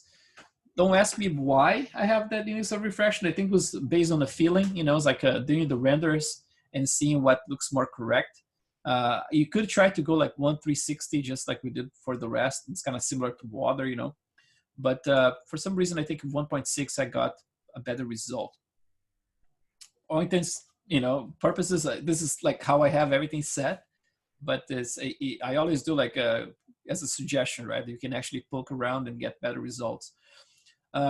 Transmission is at 1, so that means completely transparent. So that means that when I go all the way to 1, this turns off automatically, right? The base. So if I go subsurface, all to grayed out as well. But if I bring this down, for example, now I have access to, let's see, to the subsurface again, and then I have access to the base again, right? But every time I go full on transmission here at 1, then it all goes grayed out, which is kind of smart, right? It's good. So everything else here is the same, nothing new, no subsurface scattering. And the coat, I don't have anything as well, so no coat assigned to it. Shin, nothing. Emission, nothing. And then the geometry, I have the noise assigned here. So I have as a bump map. It's an option if you want to do it as displacement map or bump. I'm just using a bump, and my values are like this. I'm using like a noise from Maya. So basically, like this is a Maya noise node just plugged in there. And the first thing I do is switch to Perlin noise. I think it starts with billow. It has all those other parameters in there. So I just switch to Perlin noise. And then my parameters look like this: 0, 1, 0.091, 2.812, and then 3. And then in the second part here, this is the one that's going to define like the amount of frequency. So 1, 12, and then 0.5, which is the default in there. So if I render that, let's take a look with in the render here. Let's see just the bottom part. Okay, let's get the around here. If you do it right, you should see just a tiny little bit of that that line, you know. So you can see it right there. You're still seeing a little bit of a harsh edge because we don't have the eyelid in place, right? But once we have the eyelid in place, that goes away. So if you start rotating this like down like this, you should be able to see that line right there. See like a little nice reflection. And then the way that I control how much waviness I want is by with my frequency. So I have 12 here. Let's see what happens if I do like a lot, if it's like too much, for example, right? Now you see like gonna create those artifacts. You see there's some dark spots in here now. It's like super wavy. It looks like there's a lot of like bump in there. So you have to find a spot. If I use just like a too little, for example, just 2, then sometimes it becomes too much of a mirror, you know? So something in between, like I use 12 in here for the frequency, which works for that scale that I show you in my UVs, right? So if I look at the UVs again here, if I have this, I always have to cancel it, otherwise it doesn't show anything. So if I go here, so that's basically like my UDIM square. So it's almost like the size of the UV, the width of the UDIM in here. And for that size, basically like 12 in here should work fine. And then I have like this waves in there, you see, but it's very, very little, just a little bit of waves. And depending on the lighting you have, it's not gonna catch all the way across. You're gonna have a lot of stuff going on. You have the eyelids blocking part of it. You have some eyelashes, sometimes producing some shadow in there. And at the end, you should be able to see just like little tiny specks. If you're seeing too much like of a mirror underneath it, that's not gonna look very realistic, you know. But if you have like just glimpses of reflection, then it starts to work better. So for the rest here, I think that's it for this shader. For the bump depth, I'm using just like minus here. I don't know why I'm using negative, but you could use positive possibly. But this is basically what I'm using, minus 0.090 for the bump. And then obviously the noise is plugged to the bump value, right? And that's the shader for this guy. And now the last part is gonna be our iris, right? So the iris I have in there. Let's look at the shader we have. So if I just render it without the eye ball on top, it's gonna look quite boring. Look at that. It doesn't have any reflections or anything, right? It looks very plain. And the reason why I have like that is because, I mean, first, like you're not gonna see a lot of reflections underneath the water, for example, right? You're gonna see, for example, acoustics and things like that, but you're not gonna see like a lot of specular underneath the water. I remember like working some movies, every time that was underwater, they would remove the speck from a lot of the objects, you know? So yeah, so that's one of the reasons. The other reason is because you can see more detail if you don't have a lot of fancy stuff going on, like with too much subsurface scattering or or too much reflections or whatever, you know. But at the same time, I use a very broad kind of spec just to get a little bit of the forms a little bit more revealed in here. So it's kind of like a rough version of it. So let's take a look at the shader in here. So for the iris, we already spoke about the form and then the sculpt. But let's take a look here first. If I have any subsurface assigned, so I have like subsurface assigned, and it's 0.4 subsurface. That means that whatever I have plugged in here in the base, now it's working actually. So this is affecting the whole shader because this is not cranked all the way to 1. So let's start from the top here. For the base I'm using, I have like just my regular map plugged in here, which is this one. Let's get it and show you. Looks like this. Actually, it's a black and white version of that. So I'm using the black and white version. I think I did differently for this model here. This is from my class from April. So I did like a conversion to black and white. So that one I'm using for the weight, right? So if it's weight, I have to use a black and white map. That's why. And then here, for the color balance, I'm actually cranking the exposure a little bit more.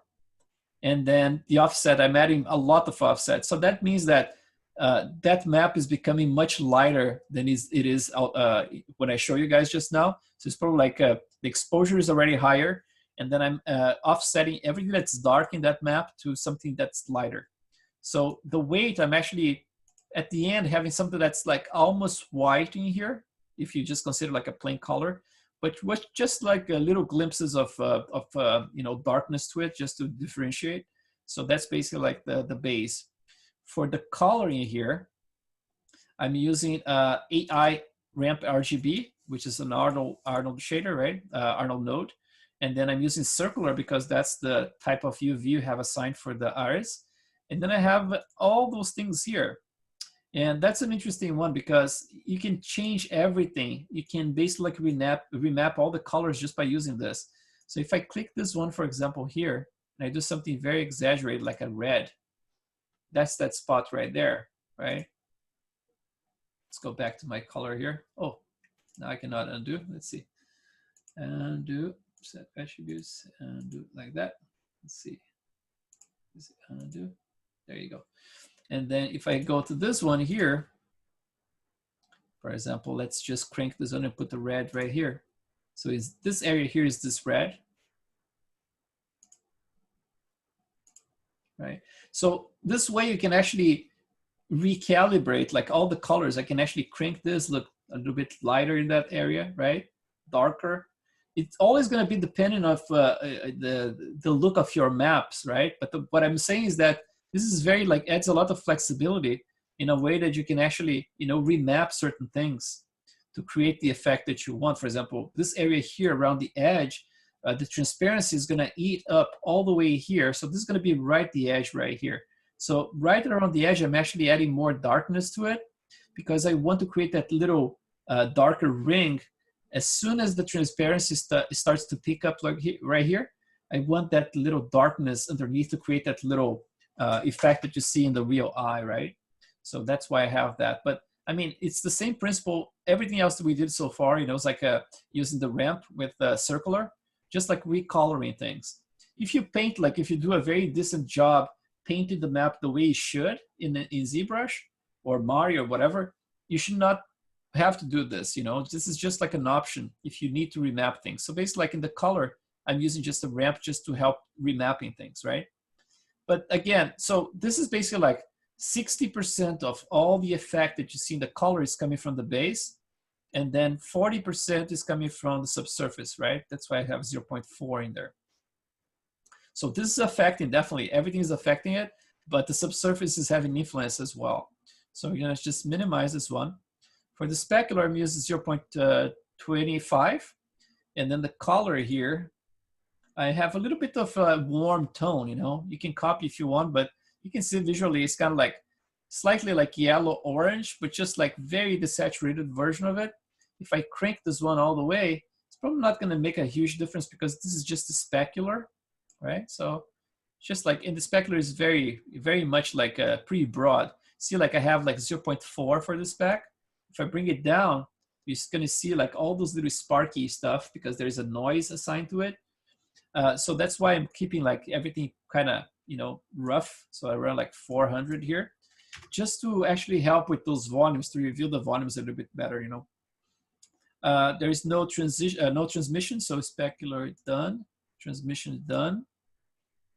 And then let's look at subsurface. Subsurface, I have 0.4, like I said before. And for the scale 0.125, which again, because this is so little, it's less than half of subsurface, this is not gonna, you know, create a huge effect of subsurface scattering, right? Just for the sake of cranking the zone, you can see the difference right here. So if I crank all the way, this is the pure map that we brought from ZBrush, right? So if you look at this one here, that's that crappy color that I showed you guys before. That looks like this, right? So that's basically like, if I do like a pure subsurface scattering, that's the color that's coming through. But again, like I'm mixing some of the base, which is the diffuse channel, with this one, right? To create this effect. A little bit of, I don't think this is gonna affect at all. If I keep at 0 here, should be fine. And then let's look at the subsurface color. Should be like the pure map. Let's see if we have any tweaks in this map here. Nope, it's completely pure the way it comes from ZBrush. Looks exactly like this, right? So very saturated. And then for the radius, I have a couple of other tweaks in here. So for the radius, I have, again, this map plugged in it. Let's see which one that is. Same map, right? But then there are a couple of tweaks in here. I'm actually using a little bit of an offset. So instead of like black, I'm actually offsetting towards white. So adding a little bit of white, so 0.060. So just turning a little gray to desaturate. If I keep going with this, look what's gonna do. Completely whites out everything. So I can actually use this one just to, you know, wash it out. So, you know, using that one, and always having like the render is obviously done with the cornea and with the cornea in front, you know, it's like, so you can see with the reflections and everything. Otherwise, just judging pure like that is hard to judge. But if you see with the cornea, then you can see like the way it's going to look at the end. So basically, that's the only thing, only tweak I'm doing, just like a little offset in here, just to get a little bit grayer, right? And that's the radius. So using basically the same map with a little bit more of an offset. And then for the coat, I'm using, again, very tiny, so 0.027. Not sure if I need to use it. Probably like I can keep it 0, it should be fine too. But this is the rest of the values, you know, it's like my color, it's kind of like a yellow orange, but again, I just turned it off and it should work just fine. So I would just ignore the coat. It's like overkill, you know. Try to get more optimal. I have to go through those shaders eventually and just optimize everything. There's a bunch of stuff, like some tiny little values that don't make any difference, you know. And then that's about it. There's no bump in here or anything. Everything that comes from ZBrush has that little, oh, let me just cancel my render again. Otherwise, it's gonna keep us from working. But yeah, everything here, let's see if I turn off my material here, the color. So you see there's a bump that I assigned in here. And this bump, actually, the first time I did with noise surface, right? But this one here, it was using that brush that I show you guys. It did a bunch of stuff for creating the directionality of the skin. So the skin random, not this one right here. Basically like doing like directional, you know, it's like just going from side to side like this. This is the type of noise that I use for it. But like in high resolution, obviously. Just to add more of this breakup, right? So that's basically what I did for it right there. Render. Yeah, so you can see the little things in there. And now, of course, like if you turn on your cornea, so it goes from this to something more interesting like this, right? Now you have the reflections. And the cool thing is that I'm getting the caustics effect as well. You see like how much lighter. I'm gonna show you the difference here. So view, store snapshot. And I'm gonna just like turn off the cornea. So between that and this, first there's the you know, obviously the refraction that's being caused, right? It's growing everything. But also look how much brighter it is, this whole area. It's all because of the caustics, you know. It's creating the caustics effect in there. Now about the caustics, I can tell you this. If you click the object outside, this one, if you go to the material here, right around advanced in here, I have caustics on, and then internal reflections. I don't think I need internal reflections. I can try to see what's the difference here. Let's try just for 1 sec. Let's try. So this is like with internal reflections. Let's do a store, and that's without it. Yeah, it's not going to make a huge difference. Yeah. Actually, there's a tiny little bit of, I noticed this area right here. There's something going on there. Look. This is with the internal reflections, right? And this is without it. So it actually fixes a couple of things. So yeah, I would keep internal reflections off. So let's do that. Probably the same for everything that's transparent in here should be fine without that. Yeah, and then I think that's about it. Oh, in order to create the caustics, you need to do this. Go to the properties of your object, like for example, like the second tab that I mentioned normally, where you set the displacements and everything, right? And make sure it's opaque. So make sure that it's opaque. Opaque is by default, so it should be okay. You know, you don't need to change it, but make sure it's opaque. And then you need to have at least one light that's a visible light. And HDRI is gonna create the caustics automatically for you, so don't need to worry about it. Area lights don't create the caustics effect, as far as I know. They don't create it, but you can always simulate an area light by creating a mesh light. So you can do something like this. Let's do like a quick test here, kind of like over time a little bit, but it's fine. So if I try to render, let's try from this. If I try to render here, it's probably going to be black, right? Because you don't have any lights in the scene right now. So let's see the difference here. If I create an area light, so like Arnold light area, let's make sure that's pointing towards it. Let's put like maybe an angle like that. And then an angle like that. Let's try something like this and then bigger. And then probably gonna have to crank the intensity here. Let's do a exposure at 12 or something. Let's say 12. It's too much. Let's try 7. Yeah, that's better. Okay, so let's bring this closer.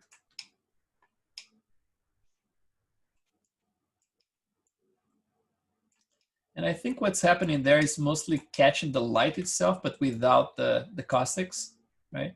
So let's do something different here. So that's gonna be our testing here.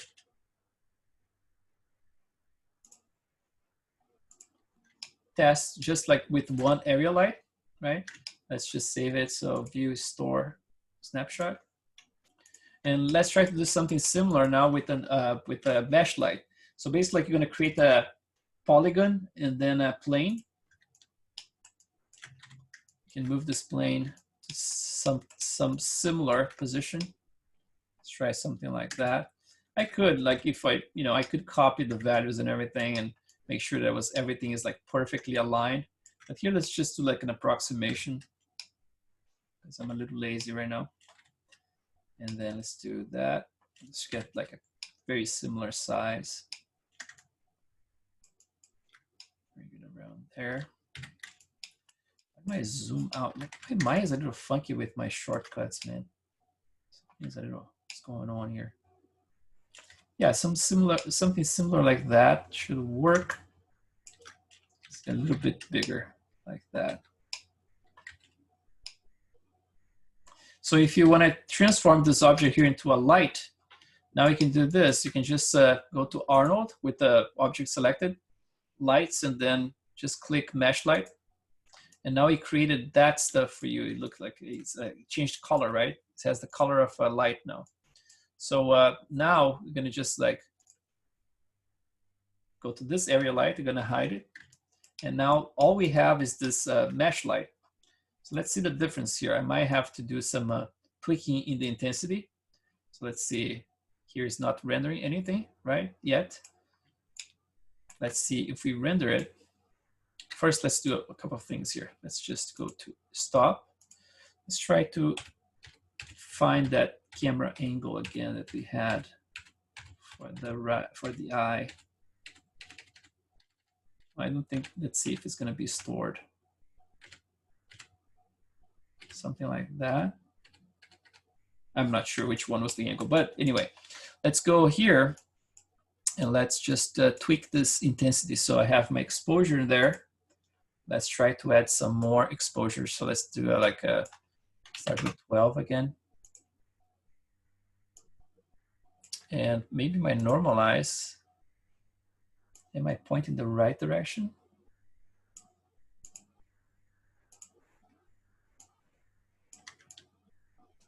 Maybe I'm not pointing the right direction. Actually, I can see right there in that one, it's actually pointing maybe like, maybe it's in the opposite direction. My normals. Is that true? Yep. So I have to make sure that's pointing the right direction, I guess. And then let's just do that.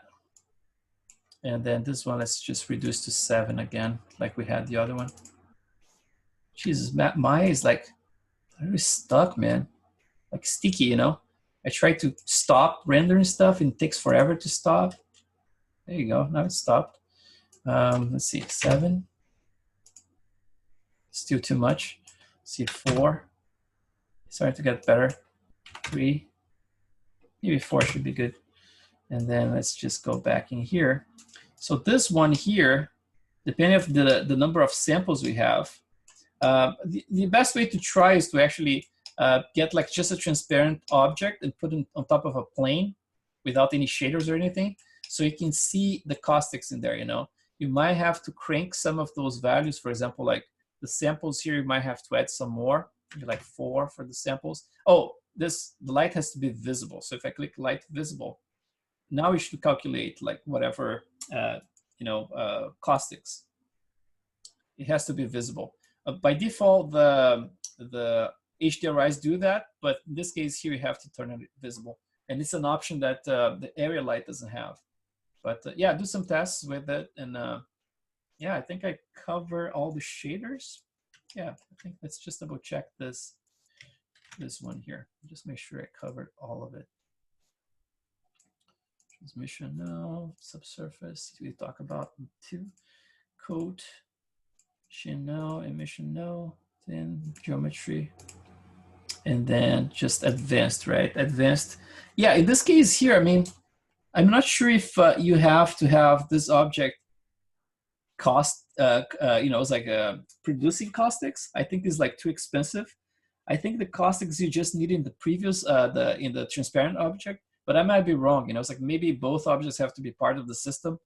But yeah, I'm gonna do a couple of tests and see, because this object's a little heavy, and if it's creating caustics by reflection, then it might turn too expensive. You know, it's like, so you might be able to turn off caustics in this case for the iris and just leave the caustics for the top one. But I have to test it first to see if that's the case. Yeah, man, that's about it for eyes. Like, you guys have any questions? I mean, like, I know it's a lot of stuff. I mean, like, it's some of those classes. I mean, like, I have to hurry up to be able to pass all the information, you know. And this is one of them. Like, it's pretty, you know, there's a lot of moving parts in there. But I'm pretty sure, like, if you have any questions, like in the video rewatching, you probably can catch them again. But if you have anything that's stuck, like, you know, it's like, yeah, that's confusing, I can try to clarify now. It's going to be a kind of like a bunch of things to unwrap on your side in there. Chris, I was wondering, you keep the eyeball size constant for all the characters? Like if you have 160 meters tall character or 2 meters tall character, it's still 2.4 centimeters the diameter? No, yeah, you see, like for this little guy that I'm sculpting right now, I thought about, like, because they kind of like, they are kids, and kids have slightly smaller eyeballs, and he kind of like, you know, it's like, the head doesn't grow fully, right? Like, it's kind of like I think like 1/3, almost like smaller than the full-on adult. So I kind of like kept the eyeball a little bit smaller, you know. And I think like in case of someone who's kind of like a pretty big person, you're definitely gonna go towards like more like the upper end of the average size. So I would grow it more than that, you know. Okay. Yeah. Unless you want to do something that's kind of like more like a creature, you know, it's like and creatures normally have like smaller eyes, so it would have like more spread out, and smaller eyes would look cool too, you know, a little weird. Even a giant would be cool with smaller eyes. Yeah. Thanks. Awesome. Yeah. All right, guys.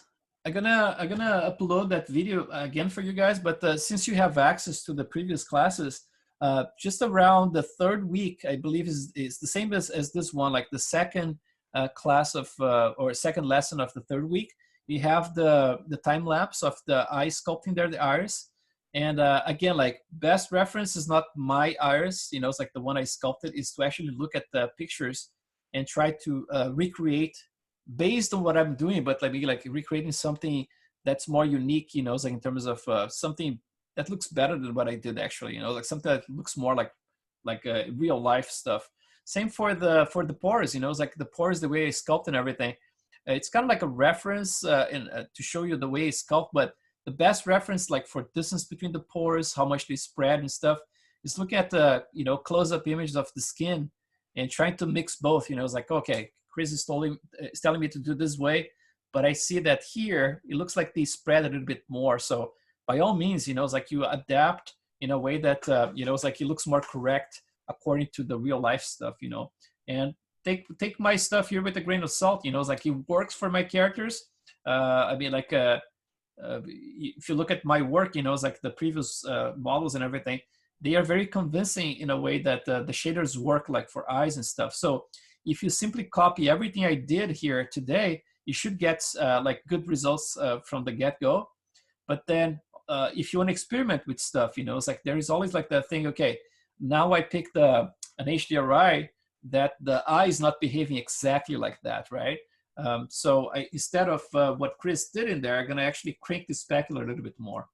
But the reason why I keep rendering all those guys in different lighting setup like that is to test those things, you know. So this eye was tested in basically like in all those lighting situations, and it works fine without having to cheat or anything, right? So, I mean, like it's totally optional if you want to crank certain things here and there, you know. But it's working, you know, for this type of render. It's exactly the same shader that I have in here. So, all right, guys. I talk to you tomorrow, and have fun. We have a lot of work ahead of us, and I can tell that it's going to happen again. You know, it's like at the end of the next week, it's going to be, you know, our last. And then I'm probably not going to be finished with my model. You know, it's like I'm going to be pretty close to finished. So I'm going to be posting, like, you guys going to see my Instagram and stuff. But then probably like it's going to take another week for me like to fine tune and like tweak little things here and there. Maybe like build some clothes for him. I need to build a shirt. And I still have to try with the new ZBrush. You know, it's like probably going to be a breeze to sculpt the, you know, a shirt now. But yeah, so, but we're going to be pretty close to finish. You know, it's like all the pieces should be in place, because I don't want to leave you guys like wondering like, oh, how you did this. You know, it's like probably clothes we're not going to be covering, because that's something that, you know, accessories are normally don't cover. But everything concerning like eyelashes, eyelids, yeah, we're going to be adjusting the eyelids tomorrow to conform to this eyeball and everything. I want to show you some tricks I do for the eyelids to make sure that everything is tight. And then from that point on, it's going to be doing like more back to the sculpture. I'm going to have to do more sculpting because my detail is not there yet. And yeah, we're going to have plenty of like little sessions of sculpting and then adjusting things and refining, you know, it's like adding hair. Going to start like next week, going to be adding hair. I believe like, let me see if it's tomorrow. There is one day that we're going to start actually with the dashboard. Let's just make sure I have like this. Oh, this is the Portuguese one. Let's see, August, this one. Let's see what's my prediction here. So the teeth, we can do some teeth. Oh, tomorrow is Wednesday. No, tomorrow is Thursday. Tomorrow is Thursday, huh? No, tomorrow is Wednesday. Oh, great. Okay, cool. So tomorrow we can talk about the teeth. I still have to do some work, it's like on my teeth, and but we can talk about like the other shaders and then explore some of the teeth. It's not perfect, it's like the teeth that I have at this point. I still have to tweak my shaders, but it works for what I have right now. But it's the kind of stuff like teeth is one that I need really to explore, so I can get some references and tweak them to look more natural. But we're going to be talking about it. And then on the Thursday this week, we're going to start XGen. So I'm going to be doing some eyelashes and peach fuzz, so the easy stuff first. And then starting next week, then we're going to go for the full-on hair and all that stuff, So yeah, plenty of stuff coming up. Right, guys. Talk to you later. Have a great night. Great day. Have a great day. You have a good night. Thank you, Chris. Thank you. Thanks, Chris. Thanks, guys. Right.